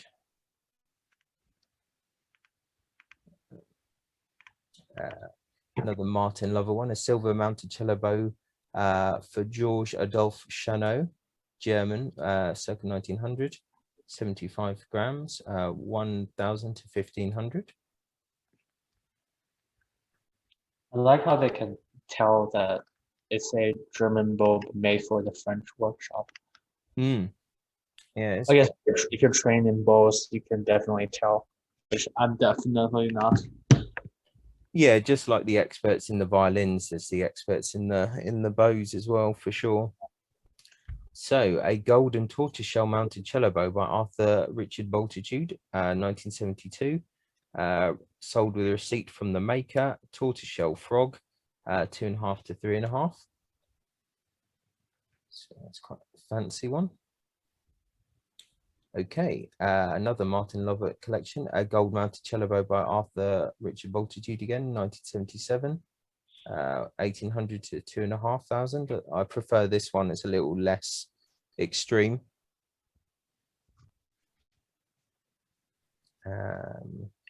Another gold and tortoiseshell mounted cello bow by Heinrich Knopf, about 1880. The bow previously belonged to Wilhelm Müller, cellist of the Joachim Quartet from 1869 to 1879. Tortoiseshell frog, 2 to 3,000. You like the gold cello bows, gold mounted ones. Another gold and tortoiseshell mounted cello bow by Michael Taylor, London, circa 1970. I don't know much about that maker actually. Sold a certificate of Ealing Strings, London, 1,800 to 2,500. It's a lot of bows. That's good for the cellist. A nickel mounted cello bow by Morison Frères, Mircourt, circa 1950. Good old certificate from Pierre Guillaume, 1,800 to 2,500. I like how they added a certificate to it after the cellist died. Yeah, I mean, I guess whatever they need to do for the auction. Lot 69, a silver mounted cello bow by Marie-Louise Piernot, Paris, circa 1925. Certificate there again, 72 grams. That's quite a nice looking bow. 1,200 to 1,800. Isn't that a bit on the light side for a cello bow? 72 grams. Yeah, possibly. Yeah, it's quite light. Another Vigneron. Oh, I've gone out into the wrong thing. Oh, we're looking at some. Lot 70, yeah. Which one was it? 70. Lot 70. Okay. A silver-mounted cello bow by Joseph Arthur Vigneron, 4 to 6,000. Probably quite a good bow. Silver-mounted cello bow by Andre Vigneron, 4 to 6,000. Silver-mounted cello bow workshop of Victor Fatigue, 5 to 7,000. Good French bows. Silver-mounted cello bow by Alfred Lamy. I've seen a lot of Lamy bows today as well. Guillaume certificate, 4 to 6. What's the estimate on that? Silver-mounted cello bow Circle of Charles Nicholas Bazar. I've seen hundreds of Bazar bows as well, 1,200 to 1,800. Silver-mounted cello bow, probably by James Dodd. So here you go. Can you see here? You're going to hate this. Wow, that's so wild. Yeah.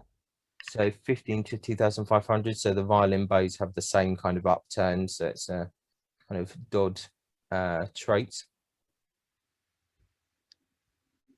A silver-mounted cello bow by Johann Christian Suess, Mark Kirken, 1860.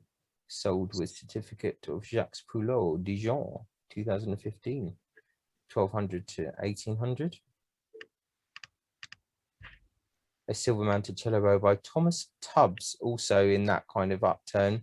So Tubbs are like very. Probably these like independent English makers tend to do this, because I definitely heard of Tubbs. Yeah, I mean Tubbs is probably the most famous English bow maker of all times, and then Dodd would be kind of close second, I suppose. Feel free anyone to correct me on that if I'm wrong, but I'm pretty sure that that is correct. We don't typically rank them. Yeah. 3 to 5,000 on that, so needs a bit of attention, it looks like. Silver-mounted cello bow by Thomas Tubbs,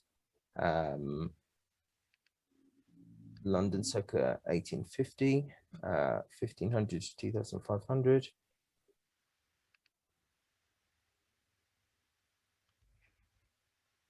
Ivory-mounted cello bow, probably by James Dodd, circa 1840. Plain ivory frog. This one's problematic, probably. That's a lot of ivory. It has a lot of ivory, yeah. So it's a kind of, you know, classical period bow, 1,200 to 1,800. So it's interesting. A silver-mounted cello bow by James Tubbs. This is so James, yeah, the James Tubbs ones are the kind of the more valuable ones here. So 8,000 to 12,000. There's a lot of cello bows actually. This is good because I feel like sad for cellists sometimes they don't have as many options at auctions, but oh, even for them auctions hard because of logistic and stuff. They're probably better off trying things out in shops. Because for violins, I can buy anything and have them shipped over. If I don't like it, send it to another auction. Definitely. Just quick things on books. So Charles Beer's book on Antonio Stradivari, Cremona exhibition. Another copy of that. So there's 2 copies. So don't worry, you still have the opportunity to buy it. Carlo Chiesa and Dwayne Rosengard, the Stradivari Legacy. Are you tempted by the books? Not any.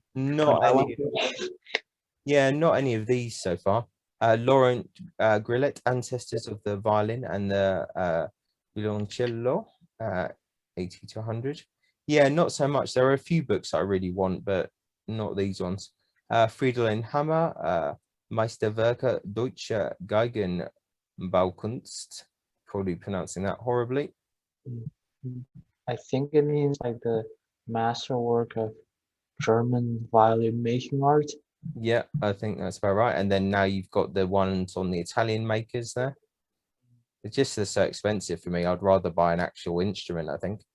And another copy. Yeah, if you have the money and you need to kind of like keep them if you run a shop. You keep them around for research purposes, I guess.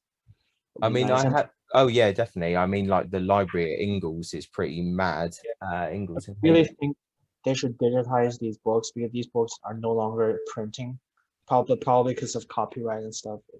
Yeah, It's just so many rare books that people are buying in this field. I find it, we no longer, we still have some famous shops and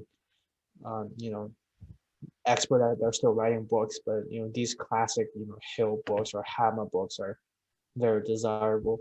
oh definitely. Yeah. So it's another hammer copy there of the Italian makers. We're on now George Hart, the violin, from 1886. Let's see. Ooh, internet is thinking about itself there.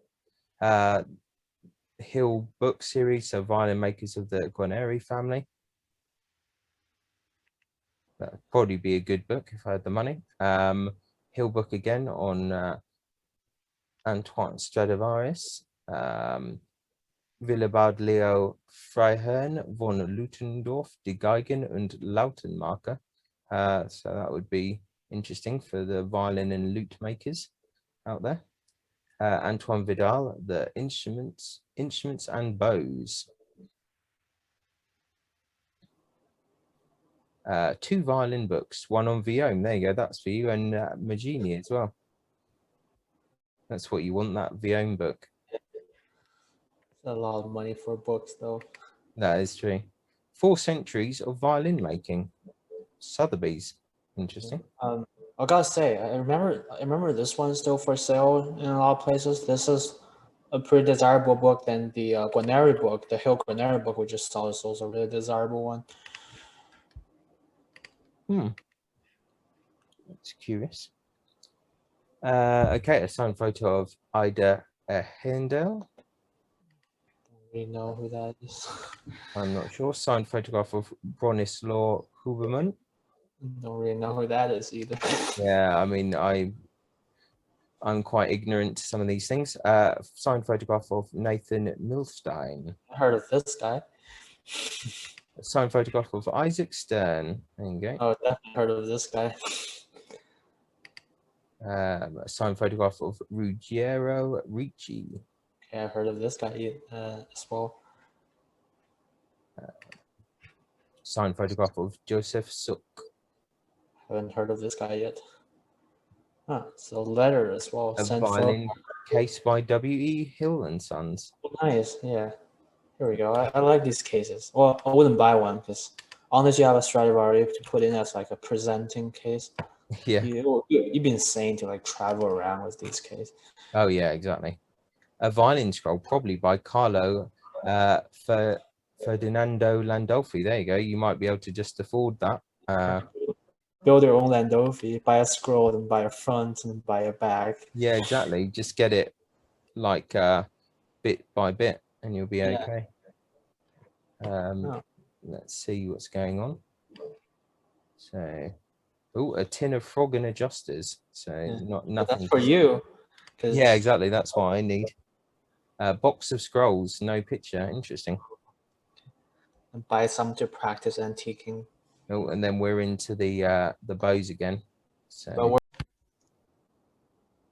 and just in case anyone noticed, we had a little bit of a break here at lot 106. So if there's a bit of a difference in volume, then that is probably it. The audio is in a bit of a different setup. So anyway, continuing on our epic adventure, a silver mounted violin bow by Ushar, a very regarded maker.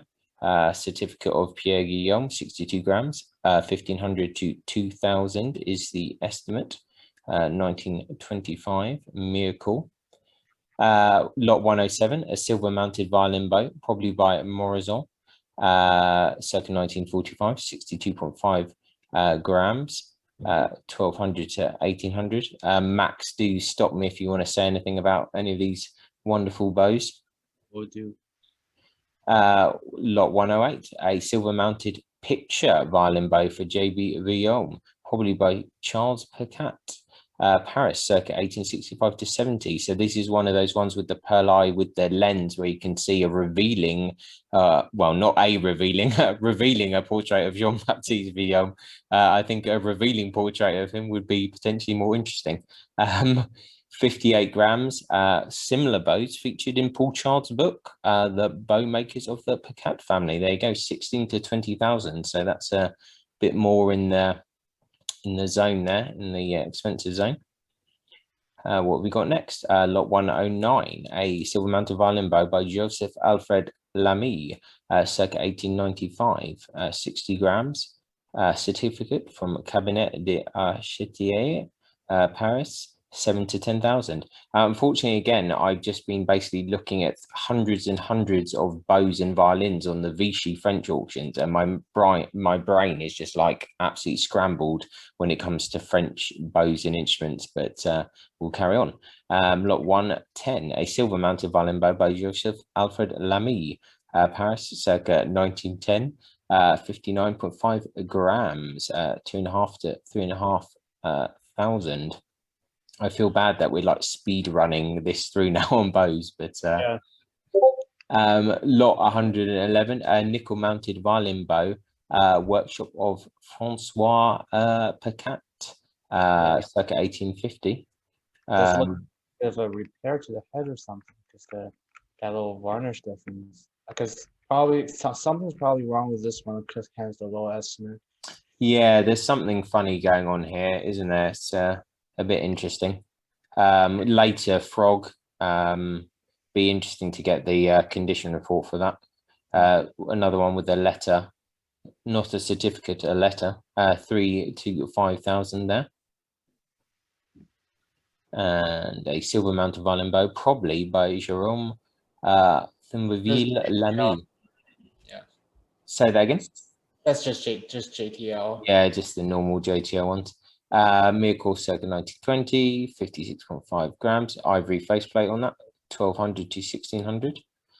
A golden tortoiseshell mounted violin bow, first half of 20th century. Stamped Picat on the handle, 62 grams, 1800 to 2,500. I would, as I said before, avoid tortoiseshell personally, but it's up to you. Silver mounted violin bow by Thomasin, circa 1925, 56 grams, 3,000 to 5,000. Silver mounted violin bow by another Thomasin one, 59.5, 3 to 5. A silver mounted violin bow by Joseph Vorin, 46,000. Certificate from Pierre Guillaume, Paris, circa 1890. I decided that I actually really like the Satori bows, actually. That's my interest at the moment. A silver mounted violin bow by Auguste Barbe, 60 grams. Certificate of Raffin, a good old Raffin certificate, 3 to 5,000. A golden tortoiseshell mounted violin bow by Garner Wilson, Bury St Edmunds, 1970, octagonal stick, tortoiseshell, gold rings, 60 grams, 1,800 to 2,500. I have to say, I actually really like the aesthetics of these double rings that the Garner Wilson bows have. I don't know if you have any thoughts on that, Max. Well, it is definitely a different uncommon eye. I like the one where you have a solid eye in the middle and like a ring around it. But this one's definitely quite interesting that you have a double ring. And then you have the original material of the frog in the middle. Yeah, I do think that these are quite an interesting kind of style. I also do like the plain ebony frogs without any eye as well. Personal favorite is still the double eye, but doesn't make too big of a difference to me. I don't stare at bows all day. You should. A silver mounted 3/4 cello bow by William Hill and Sons. That's a bit uncommon. 47 grams, 6 to 800. There you go. Plain frog there. You may as well just use like a violin bow for this purpose. Well, the frog's even shaped like a violin bow. Yeah, that's true. It does have a much thicker how do you call it, stick than a violin bow. Let's carry on. A silver mantle violin bow by Bazin, 57.5 grams. Pierre Guillaume, 1800 to 2500. Not super exciting there. A silver mantle violin bow by Bazin, again, 58 grams, 1800 to 2500. There's a lot of those in the French auctions. Another Bazin bow, so they're having a Bazin party, 56.5 grams. Pierre Guillaume, ivory faceweight, 1500 to 2000. I think. The next one's Bazin too. What's that? I was gonna say the next one's Bazin too, and now you're on it. Oh, we're all Bazin. So it's 61 grams, 1500 to 2000. These Bazins only goes for like a 1,000 or something. I thought it was a bit of a big name. I guess if these are good bows, that'll be a pretty good investment. Yeah, I think they're good bows. Unfortunately, I've just seen too many of them in Vichy now, so I'm just like, oh, another one. But yeah, I think they're good. Oh, we're on to instruments now. We're free. It's weird because I really do love bows, and I'm interested in bows and bow making, but I do find it a little bit difficult sometimes to look at quite a lot of bows in a row. Bombed by it. Yeah, so I need to practice my bow loving. A viola by Anton Backman, Berlin, 1756. Interesting. In case, sold with a certificate of Max Moller, 7,000 to 10,000.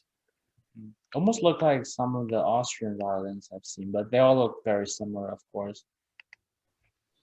Yeah. Very standard German viola. Yeah, it's an interesting instrument. I quite like it. Moving swiftly on. A viola by Gio Batta-Morassi, ex Tibor Zelig, Cremona, 1970. 18 to 25,000. So a contemporary, was a contemporary-ish maker. Yeah. I think we had a Morassi violin earlier as well. I think it sounds familiar. I think I've forgotten now.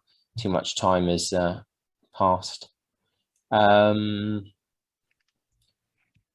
Lot 126, a viola by Yukio Ozaki, Cremona, 1974. Yeah, that's interesting. 5 to 8,000.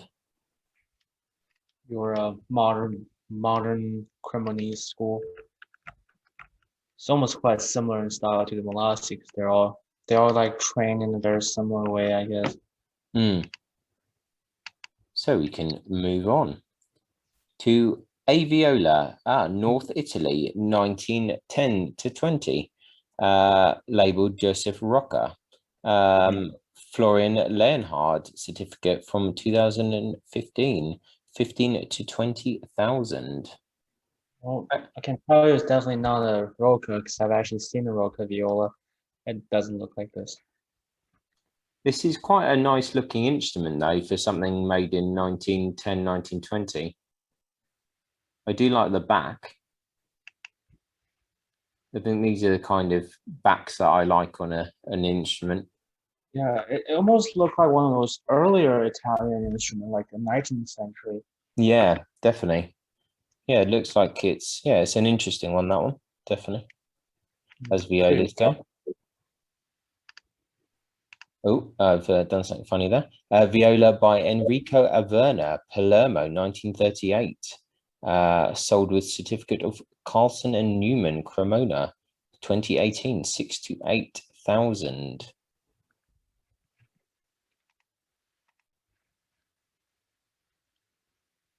It's a bit plainer, isn't it, this one?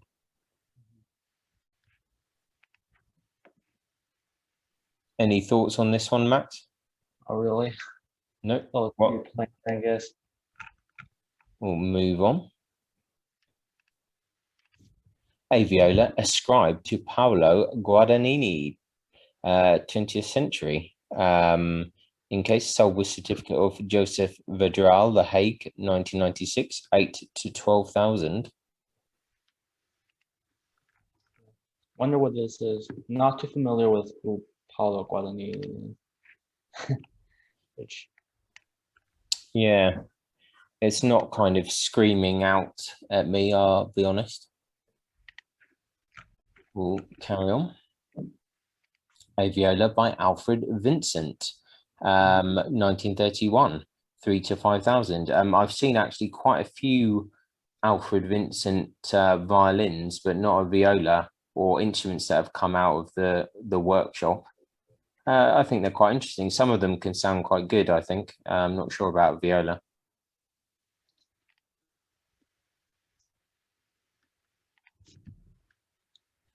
No thoughts? No, onwards to the next one. Okay. Another English viola here. Oh, yeah, a viola by Victor Unsworth, Bristol, 1992. The name rings a bell, but I don't know all that much. It's a bit, Yeah, I like this one a little better. At least it's more visually appealing, I guess. yeah. Yeah. It just, the name, it seems familiar. It might be in the British violin makers book, potentially. I'm sure Vincent is as well. A viola, circle of Pietro Pallotta, Italy, circa 1800. Sold with a copy of a Dendro report from Peter Ratcliffe from 2017, 18 to 25,000 pounds. If you look at the Dendro certificate, it almost looks like a small violin, but it's a viola, which I guess the form is kind of funny. Yeah, it's an interesting. I mean, violas can come in any kind of form, I suppose. There's no hard and fast rules, so could be an interesting instrument for someone at not a bad price for an Italian viola of that age, I don't think. So that's interesting. I like the scroll. A viola by Giorgio Sacchi, Piacenza, 1990. Certificate of Carlson and Newman, 2020, 6 to 8,000.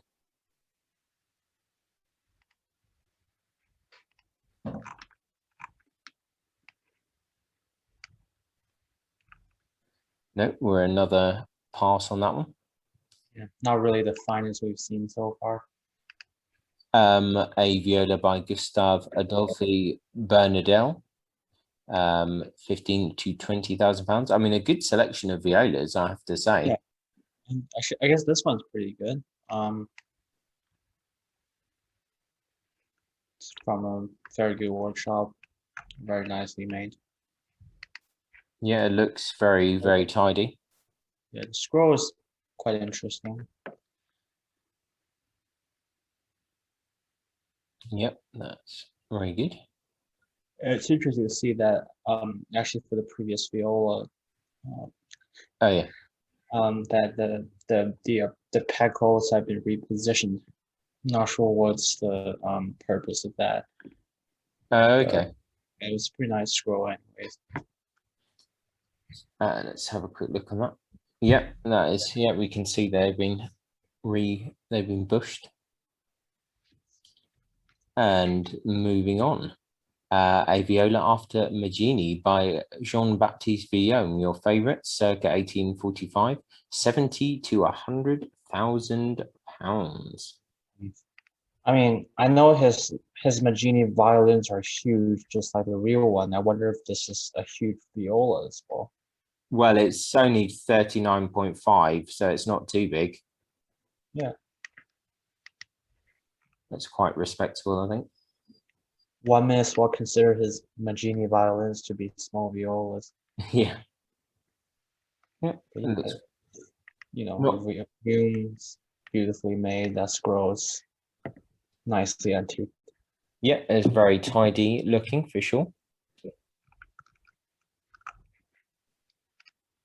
A silver-mounted viola bow by Mark Levert, 1500 to 2000. I think we can just crack on with that. Silver-mounted viola bow by Samuel Allen, London circa 1900. Don't know that name so well. 67.5 grams, 7,000 to 10,000. So looks like I should probably look that name up. A silver-mounted viola bow by JTL, again, 70.5 grams, 1,500 to 2,500. A silver-mounted viola bow by Marc Lebert, 66 grams. A certificate of Frank Daguin, Lyon. Ivory faceplate, 1500 to 2000. A silver-mounted viola bow by Marcel Lapierre, miracle circa 1965, octagonal stick, 69.5 grams, 1500 to 2000. Got the tax symbol there. Before we move on, I'm going to say your next loss going to be your favorite. Oh, okay. Yeah, this is my, okay. A contemporary Baroque violin bow by René William Gropper and Michael Gropper, Metz, circa 1985. Yeah, nice. Fluted stick, rosewood frog, bone adjuster, 49 grams, based on French violin bow from 1720 in the museum in Brussels, 1500 to 2000. Yeah, that's a nice looking Baroque bow. Very good. Very stylish head there too. What was that, sorry? It's a very stylish head, pretty streamlined for the Baroque bow. Yeah, no, it's very good. A nickel mounted violin bow, probably by Joseph Knopf, circa 1860, 62.5 grams. It's got a certificate, 1200 to 1800. Silver mounted violin bow by Benoit Roland, Boston, 2003, 61.5 grams with a certificate with the maker, 5 to 7,000. This bow maker is very interesting actually, because he does do some models where the frog is actually at an angle. So they're quite curious. It's meant to be like a better kind of balance whilst bowing with like the angle. Yeah, the angle's meant to help with like the balance. It's worth looking up. If you look up violin bows by Benoit Roland and just have a look at some of his kind of more like experimental bows, it's quite curious. Yes, even for this one, you can see that the frog is at a bit of an angle, bit of a trapezoid shape. Okay. Well, yeah, I think, yeah, definitely have a look at that a bit more if you're interested. A silver mounted violin bow by Charles Espay, Port Townsend, early 20th century. 60 grams, 3.5 to 5,000. Looks quite nice. Nickel mounted violin bow by Nicholas Simor, 2008 to 3.5, 55 grams. Nickel mounted violin bow, workshop of Etienne Pajot, 64 grams. A certificate from Hieronymus Kostler, 1989. Ivory faceplate, 4 to 6,000. So a bit higher there. Silver mounted violin bow by Emil Francois Ushar, 61 grams. Our friend Pierre Guillaume, certificate again. April, so fairly recently, 1,200 to 1,800 there. A silver mounted violin bow for Alfred Vidudes, I think, Germany, second 1930, 58.5 grams, 1,500 to 2,500. Quite a lot of bows. A gold mounted violin bow by James Tubbs. Yep, very nice. 63.5 grams, 6 to 8,000. Interesting button. Not a massive fan of gold, but interesting. Another ex-Tibor Zelig.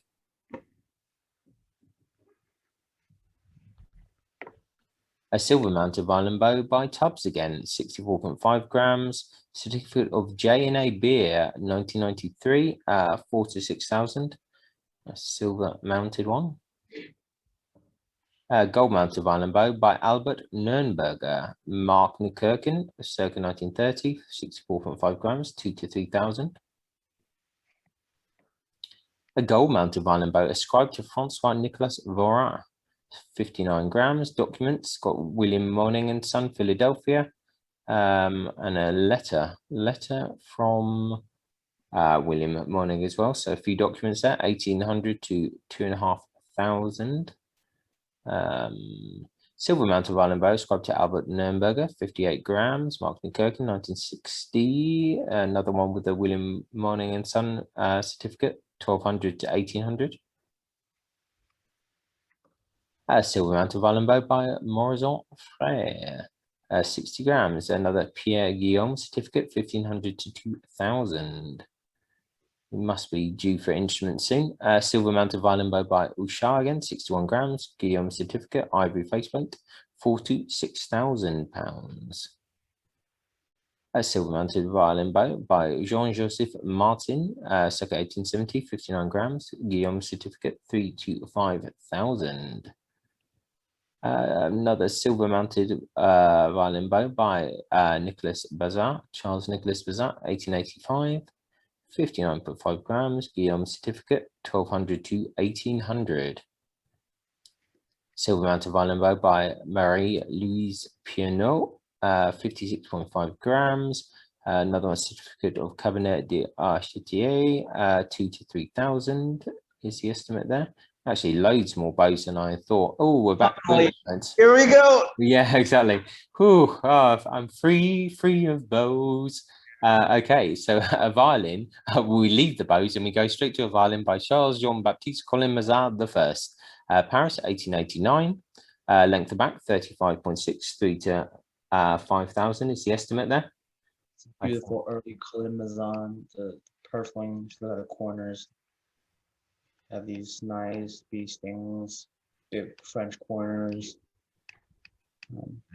Very typical French purfling, it's a little far from the edge. Yeah, a good instrument. We've seen a few, I think, in this auction already, if I recall correctly. Out there as well, but, yeah. Lot 160, a violin by Gaetano Scarabotto, a Parma circa 1915, unlabeled. It was not unusual for copyists like Scarabotto and the Viola brothers to create a violin out of salvaged parts of older instruments. So the back and sides could be from an older Italian instrument. 10 to 15,000 is the estimate. I don't know. I saw this. I was like, wait a minute. It's a Scarabotto. Definitely worth a lot, but the instrument looked pretty rough, I would say. Yeah, aesthetically, not for me. It's got kind of strange corners. It's a little bit odd. I think that's all I can say on that one, to be honest. Moving swiftly on. A violin by Mario Garda, Mantua, 1986. With a signature, sold certificate of the maker, 1999, 6 to 8,000. So, you know, it's always a bit of unknown quantity with Garda instruments. There's so many of them out there. A lot of them honestly just look like mass produced, but you know, they're okay, I guess. And that's why their price are not up there. Yeah. And a lot of them come with the original certificate. They're pretty modern, basically. Yeah, I think they're quite popular in some circles for sure. Not to my taste as such, but I'm sure they're good. A 3/4 violin, workshop of Leandro Biziac, Milan, second 1930-40. Certificate of Eric Bloch, 7 to 10,000. I mean, this is a very high-end 3/4 violin. So this is the top, I would have thought, unless you've got a really old, you know, Italian 3/4 violin. I'm not sure how likely that is, but that's a very good quality 3/4 violin. Either some really talented musicians in their early ages, or someone with a incredibly short arm. Yeah, exactly. Yeah, I'm sure they're out there, someone for this. A violin by Jean-Baptiste Villaume, your favorite, Max. We've gone through this one. Yeah, we've seen it 120 to 180,000. Have a quick look at the pictures. This is a very nice one, actually. This is quite a lovely. I really like the varnish on this one. It's very nice. Very nicely done. So we've talked about this in the other video. So watch the other video if you're interested in JB or Papa Villaume, as I like to call him. A violin by Paul Victor Lorange, Marseille, 1934. Labeled Paul Lorange. Length of back, 35.7, 3,000 to 5,000. I kind of said that name expecting that it would be French, and luckily it was. Otherwise, I'd sound like a complete idiot. Pronouncing every name with a French kind of accent.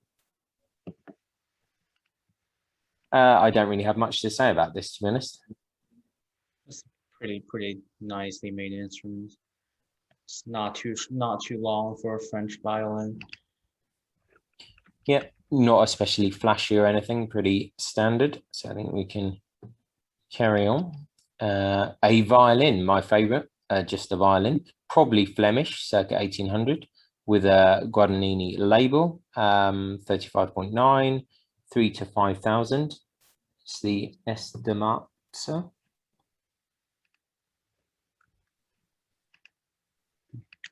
Wonder how they would think this is Flemish, which I guess I'm sure they have their reason for it, because I think it's people don't really study the Flemish school of violin making as intensely as all the other ones. Yeah, I would Flemish quite like stuff. to know as well. There must be some traits that they're picking up on this, or internal working or something. Yeah, I wonder if these are so-called whalebone purfling, which I don't think they are. Because I heard I don't know if the Flemish already implies Dutch, or Okay. if because I know the Dutch would use whalebone purfling, but I don't think these are. Yeah, I mean, I always assume kind of that to be around kind of Belgium-y kind of way, but I don't know exactly what region they're talking about from this period. But yeah, it looks like an interesting violin in any case. Not a low estimate, I suppose, as well. And then 166, a violin, probably by Alessandro Zanti, Mantua, circa 1800. The head later, with a Ballesteri label. Sorry to interrupt you, but I just got really excited. I want to say something about the back. I just learned this yesterday. About this one. Yeah. Well, about a practice in the Mantua school. Okay. If you look at the back, you can see a little bit of a triangular wear pattern. Okay. On both the top and the bottom. Yeah. You can see in the middle. This is actually artificially done when the violin is made. Okay. Yeah, this is what the late Mantua school would do to imitate. They were basically already doing antiquing at the time. Okay. Interesting. Yeah, that's a good bit of knowledge.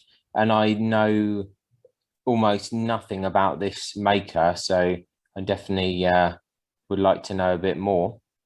And for a replaced head, that's a damn beautiful head. Yeah, I think someone spent some time on that. Yeah, that's an interesting violin.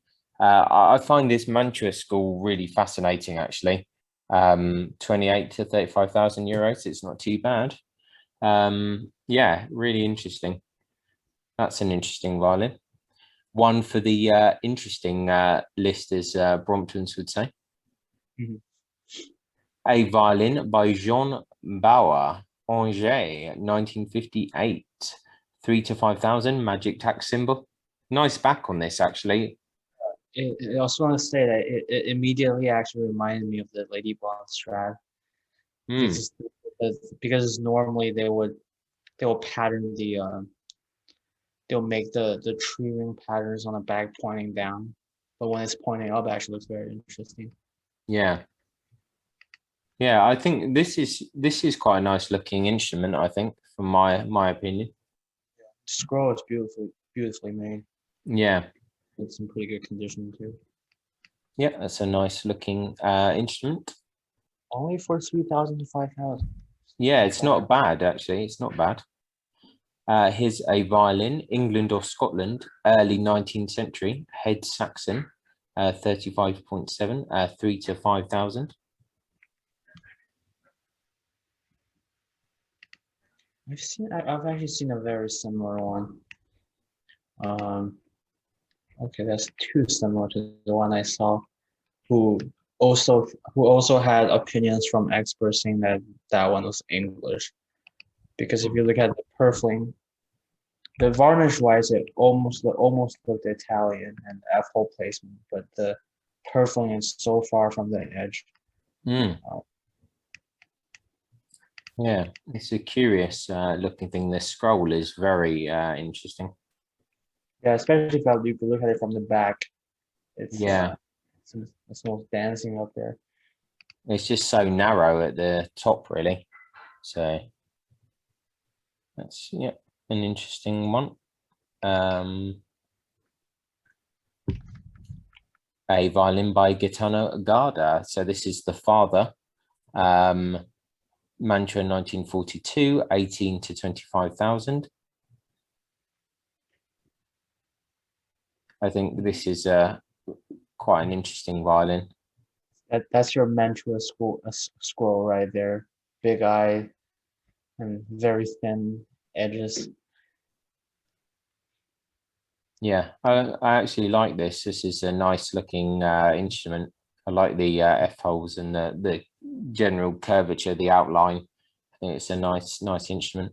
Yeah, because I think Gaetano is the OG Gala. He's the father of Mario Gala. I remember Yeah, he studied with another really famous maker. I forgot who he studied. Oh yeah, he studied with Scala, I think. yeah, yeah. That's a nice looking instrument. 18 to 25,000. So definitely interesting. And All the mantua makers are interesting, I think. To a my degree. favorite. Yeah, a violin by Carlo Antonio Testore, Milan, circa 1740. The Head Later, certificate of Peter Biddulph, London, 1993. 80 to 100,000 smackers. Mm, that's some huge. If you look at the F holes, that's some huge wings right there. Yeah, it could fly by itself. Yeah, It's got a license to fly. the Tessores are almost like that Jesuit spirit. They go freestyle quite often. Mm. No, it's an interesting one. Definitely curious. And onwards. A violin, School of Claude Pierret. Paris, 18th century, scroll later, 5 to 7,000. That seems quite a low estimate. So it's school of. You know what I think? They should put this scroll on the Tessore because they're all replaced anyway. Yeah, exactly. Yeah, mix and match. Because this looks more like a CA Tessore scroll. Yeah, that is a very interesting scroll. Very curious. It's It just looks it looks almost organic. It looks like it's come out of yeah, the sea. yeah. And it's just unfortunate these early French couldn't fetch the same price. Mm, Even they're cheaper than even later French because the French basically abandoned these makers. These styles are just not favorable anymore. mm. Like the Pire, what's the other guy? Cousin, the Bouquet. Yeah. Yeah, that's Yeah. unfortunate. No, It's a pretty good entry point for fine 18th century violins. Less than 10,000. yeah, It's definitely. probably better made than a lot of expensive Italian instruments. And I kind of like the weird octopus scroll in a way. Yeah, well, it's a replaced one anyway. It's quite curious. Oh, this one's actually a little too long, 36 EM, but Oh, people no. can accommodate it. A violin, Naples, early 19th century, with a Galliano label, 35. It's a good length, 8 to 12,000. Nice back. I do appreciate these kind of backs from these Italian instruments. Interesting scroll. Yeah, it's got your Naples peg holes, where the top two is closer to each other and the bottom two is closer to each other. Yep. Yeah, it looks interesting. 8 to 2,000. Slightly odd shape, but why not? A violin by Giacomo Rivolta, Milan, 1830. Head later. There's a lot of decapitations going on. Ruining and Son certificate, 40 to 60,000.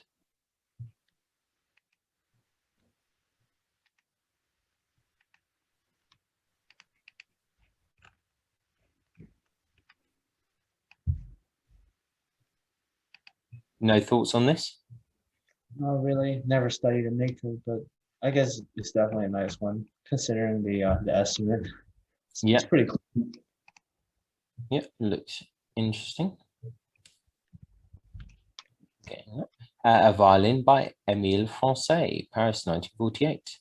Violin was bought from Emil Francais by the current owner in the 1960s. There you go, 5,000 to 7,000. There's a good French violin for you, Max. Yeah, the choice of the wood is, your typical fine French violin.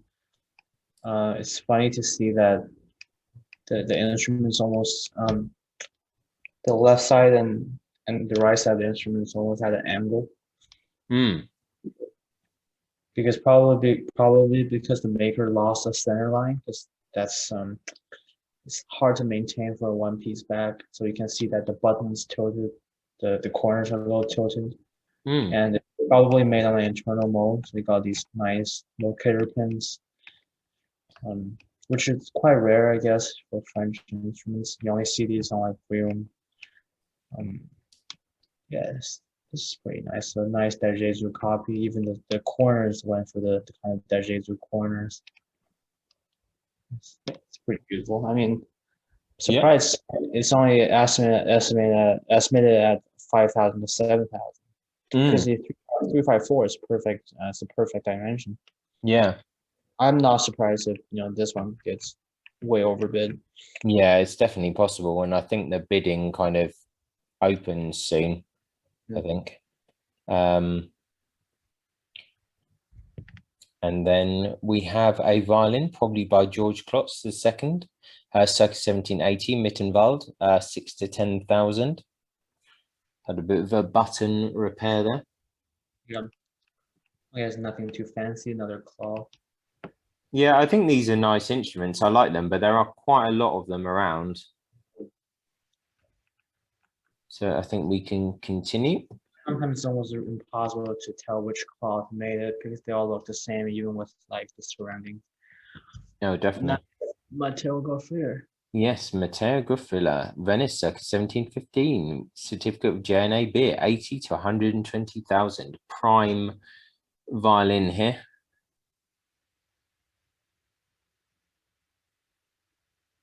This is a very nice instrument.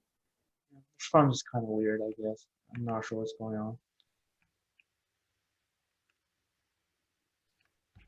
Definitely one of the top lots in the auction. Not one of my favorites, but definitely a top one. And let's Long as well. yeah, that's true. I often forget about that. It wants to translate to English, to Italian, sorry. A violin, 19th century, with a Ferdinando Landolfi signature or something like that. 4,000 to 6,000. If you just stay on that violin for a little bit, I think I've seen this exact same violin on the Gardner auction. Let me see if that's exactly what it is. Where is it? Oh, here you go. Give me a minute. Let me scroll all the way down.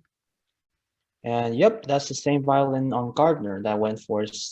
How much did it go for? Let me see. I thought this is Italian.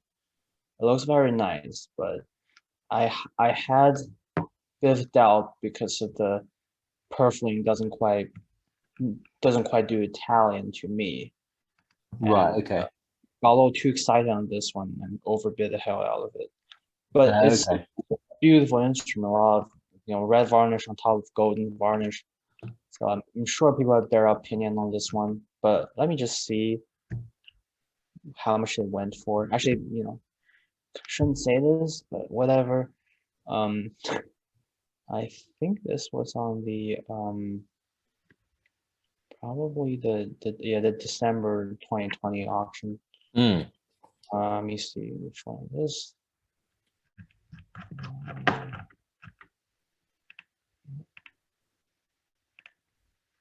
Right.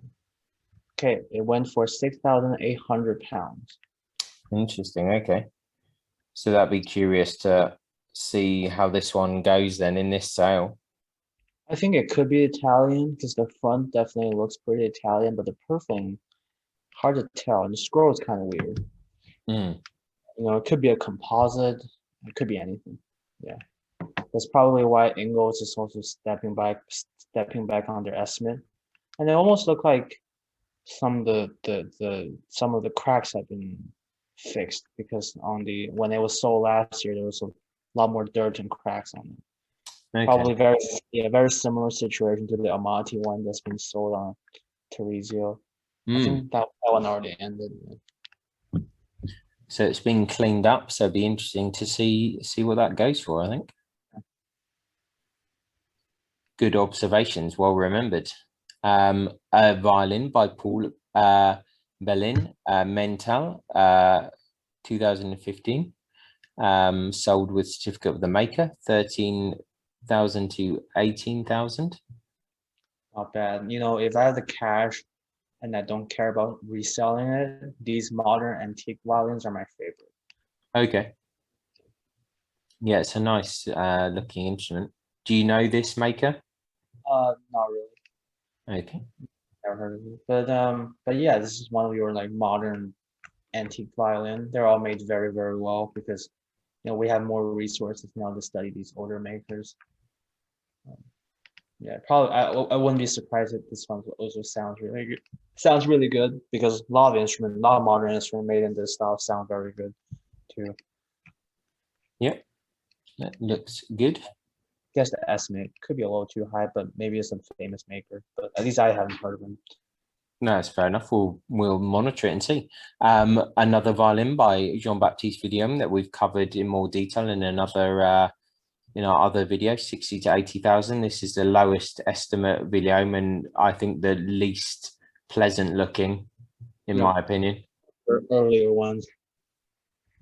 The back is not very exciting to me, so we can move on from that.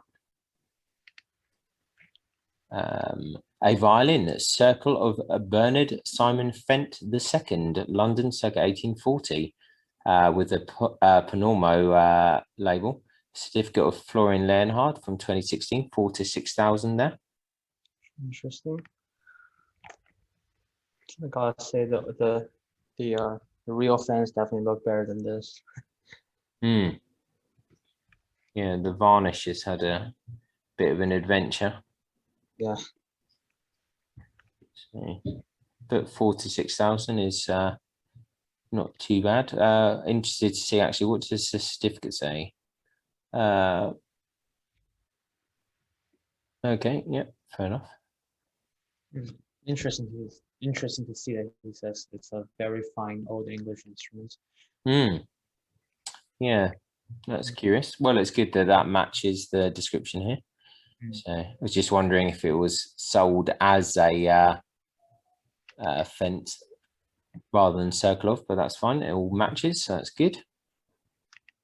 And then a violin by Minio Malaguti, Milan, 1976, 10 to 15,000. Another kind of more modern-ish Italian instrument.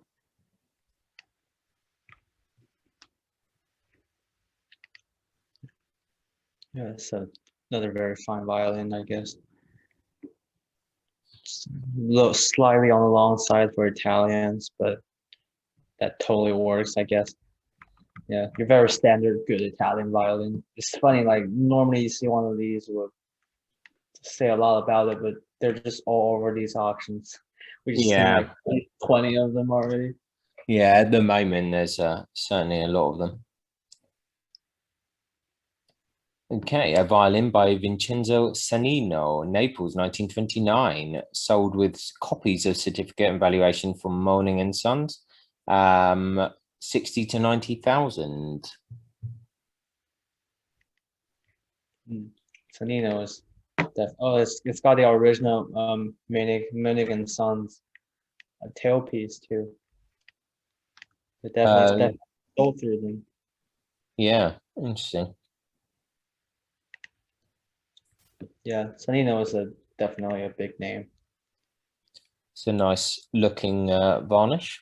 It's funny for an instrument made in 1920.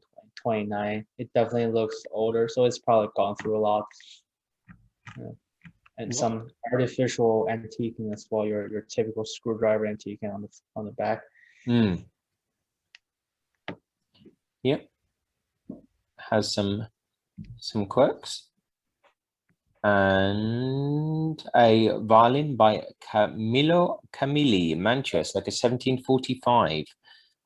Sold with certificate of JNA beer, 1991, 120,000 to 180,000. We are in Mantua again.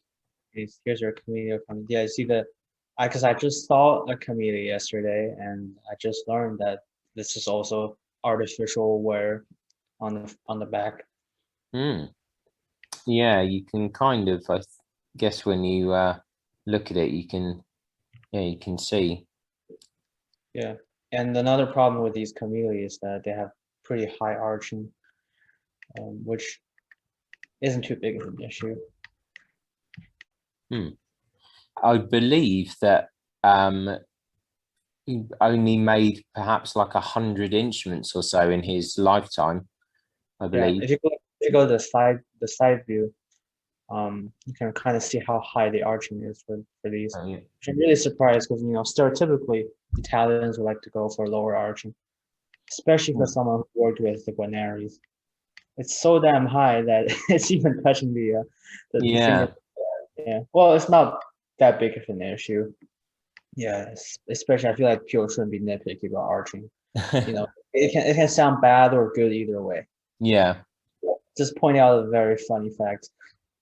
It's an interesting looking violin. I need to stop saying interesting, but it's very difficult. Yeah. A violin by Luigi Occoli, Pistoia, 2019, sold a certificate of the maker, 2,500 to 4,000.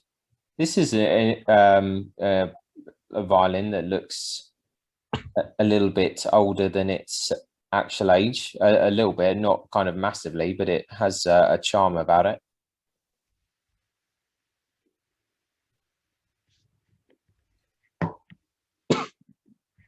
I quite like this personally. Interesting. It's made in 2019. Your modern Italian, which is very interesting to see that. The modern Italian went for a different path of antiquing than the rest of the world. Because the French one we just saw, the French modern violins with the Americans, they really kind of go in there and try to mimic those really old instruments. The Italians went for a much I'll call it diet antiquing route. Yeah, and they're nice either way. It's beautifully made. I mean, all these modern instruments that get the animal options are pretty good. Yeah. Yep, I think it's good. Yeah, super sacrilegious thing to say, but if you go on an auction and you want to buy a good sounding violin to perform on, just grab a modern one. You won't have any issue with setup. It's gonna sound good right away, and they're all wonderfully made and cheap too. Look at this, just 3,000 to 5,000. Yeah, that's true. A violin by Roberto Ignesti, Florence, 2016, sold a certificate of the maker. Definitely looks interesting to see that even from the same school, even Italians have different ideas on how big the corners should be. Like this is a big corner guy. Yeah. Personally, I'm a small corner guy. Yeah, there's definitely quite large corners on that one.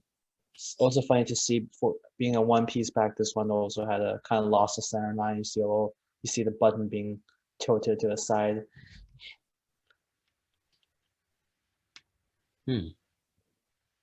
Yeah, that's interesting. Let's see what's next. A violin again, another Naples, just a violin. 12 to 18,000 on this, early 20th century.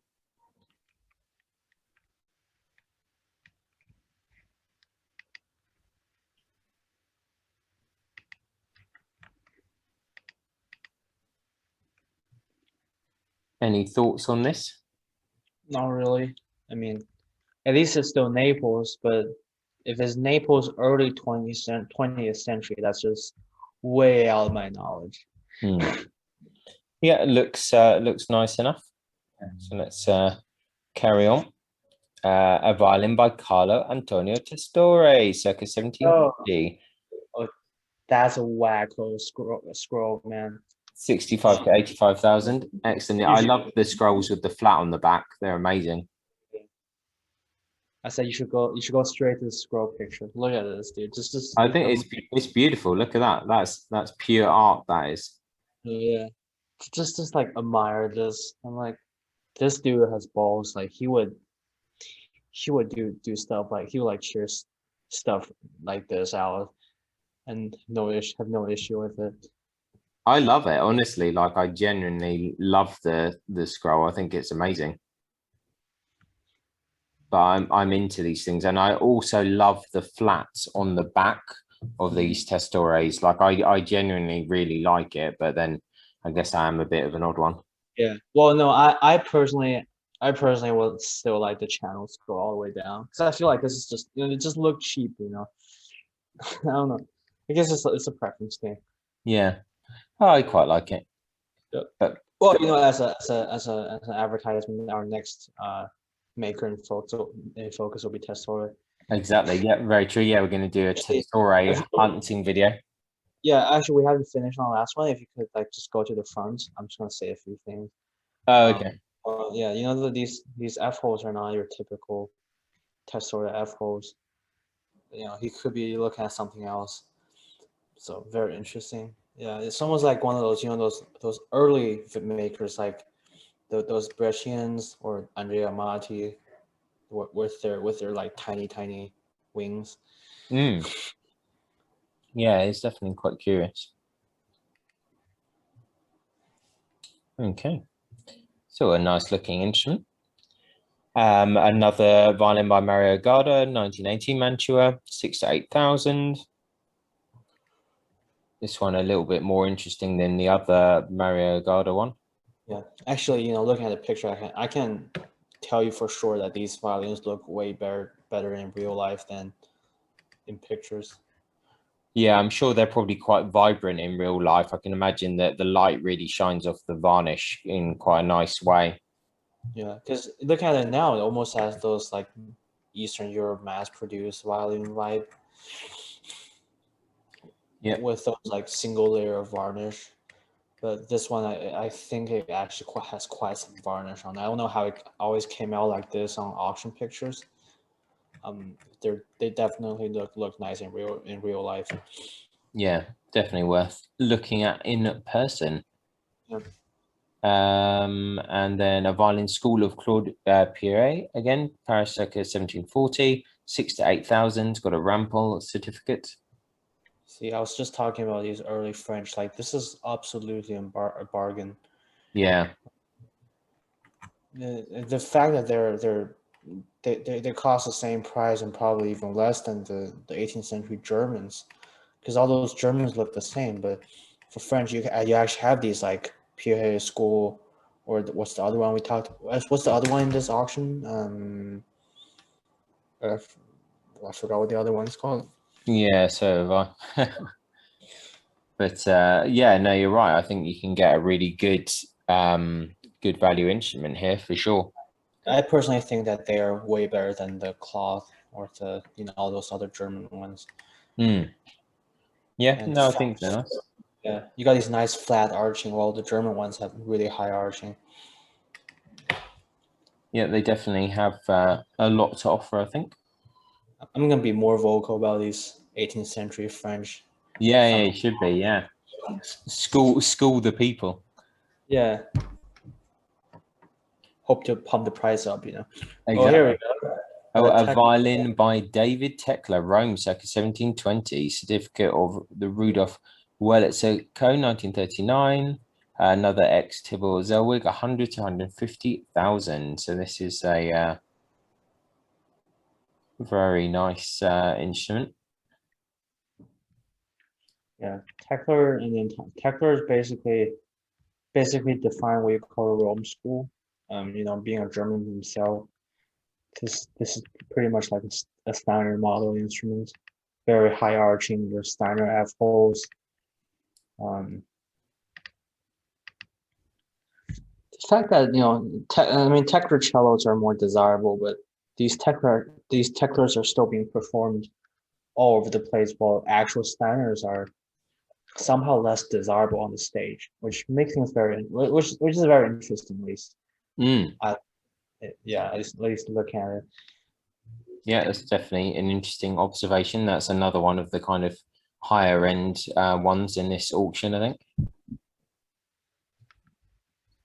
And a violin by Auguste Sebastian Philippe Bernardel, 1853, Rampal certificate, 6,000 to 8,000. It's quite a striking varnish.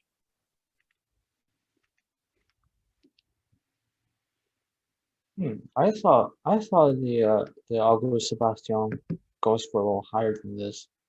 Maybe, I don't know, it's pretty long. Yeah, 360 is fairly long.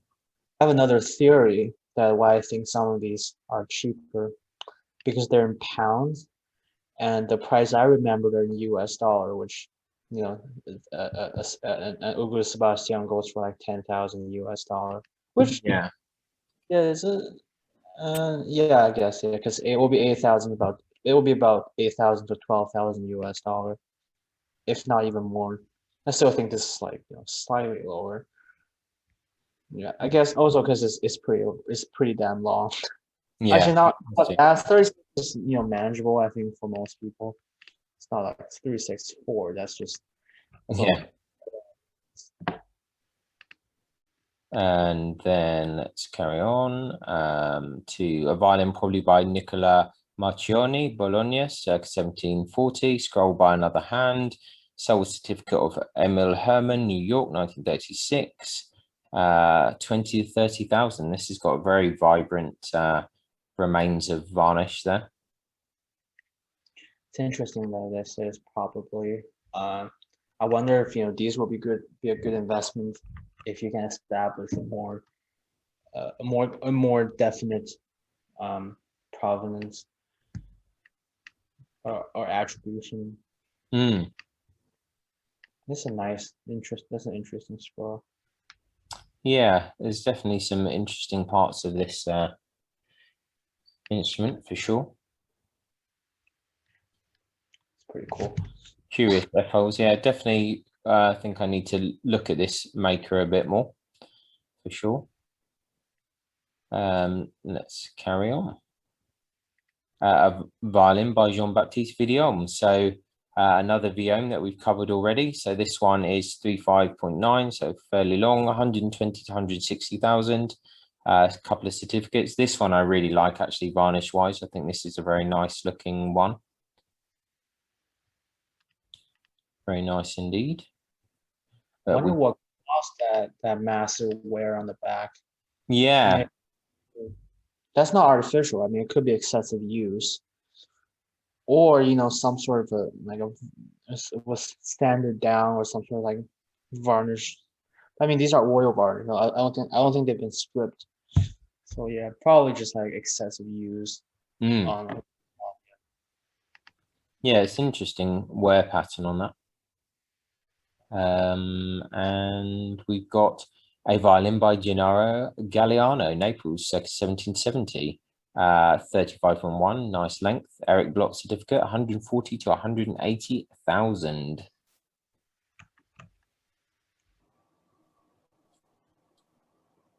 It's a nice looking instrument. This is your, if I remember right, this is your like OG Gagliano, which is before Niccolo. I think so. 351, yeah. That's I like the dimension of this. For me, it's like the shorter the better. Yeah. 352 is perfect. I can even take a 350. Yeah, it's a nice looking instrument. Nice scroll. And then we have a violin by Jean-Baptiste Villaume. We'll get what? Oh, hang on. What did I just go to the wrong one? I was going mad there. I was like, this is a bit weird. The Gagliano is actually the last lot of the auction. Oh, was it? Oh, okay. I thought there were more lots originally. Have some been removed? For some reason, I thought there was 196, but obviously I'm a bit mad. Well, anyway, so yeah, that's it. We've kind of gone to the end of the auction. Some amazing things in this auction for sure. I personally, I quite like the Kappa that's somewhere around here. Yeah, the Goffredo Kappa. There's a few other really interesting instruments around. I was gonna say if I'm gonna pick a favorite, I shouldn't pick a volume because obviously I'm gonna pick a volume, so I'm just gonna limit myself for everything that's not a volume. Yeah. No, that's fair enough. I think there's some really interesting, there's some interesting Naples Yeah. violins here with really interesting backs that are a bit kind of an unknown quantity. This Giuseppe Dall'Aglio one is interesting as well. I think any of the Mantuan ones are curious, if nothing else. There So, are there's so many Mantua and Naples on this auction. yeah, this really is like an amazingly interesting auction. It has some incredible kind of pieces, but it's also just very interesting as well, just to look at and learn. Really, it's a wonderful, wonderful auction. Very good. Do you have any further comments about it at all, Max? Any other thoughts on this auction? Well, question for you: which one's your favorite? Um, I think I might just go for something like the Kappa, I think. Yeah. I don't quite remember anything from the first part, but going back, you know, the Gragnani, let me see. I mean, I like Lot 28 is a very typical CA testore. Like if a modern maker is not copy a CA testore, Lot Yeah. 28 we're thinking of, not the later one we see it, but although those are very characteristic, yeah, maybe I'll just pick that as my favorite. Yeah, no, I think that's a good choice. It's a nice, very nice looking instrument actually with a really, really powerful scroll. No, I think that's a very good choice. No, definitely. I think it's been a good auction. Like very good photos, interesting choice of things, some amazing bows as well, even though we kind of sped through some of them. So no, I think a really good auction. We'll put the link in the description. And yeah, basically have a look yourself and see what you think, see if there's anything you want to bid on. So I think it's June the 8th it finishes. No, not oh yeah, it is, yeah, June the 8th it kind of finishes. I think there's bidding starting from June the 4th. So check it out and see what you think, and we'll be back soon enough for another video. We'll be hunting for Testores at some stage in the future. So yeah, stay tuned. Any last words, Max, for the people? I think you wrapped everything up pretty well. Thank you, everyone. And yeah, stay tuned for our future adventures. Exactly. Yeah. Thanks everyone for watching, and we'll see you next time, as they say. So ciao for now. Many thanks for tuning in to the Musical Instrument Investigator. I hope that you enjoyed the video.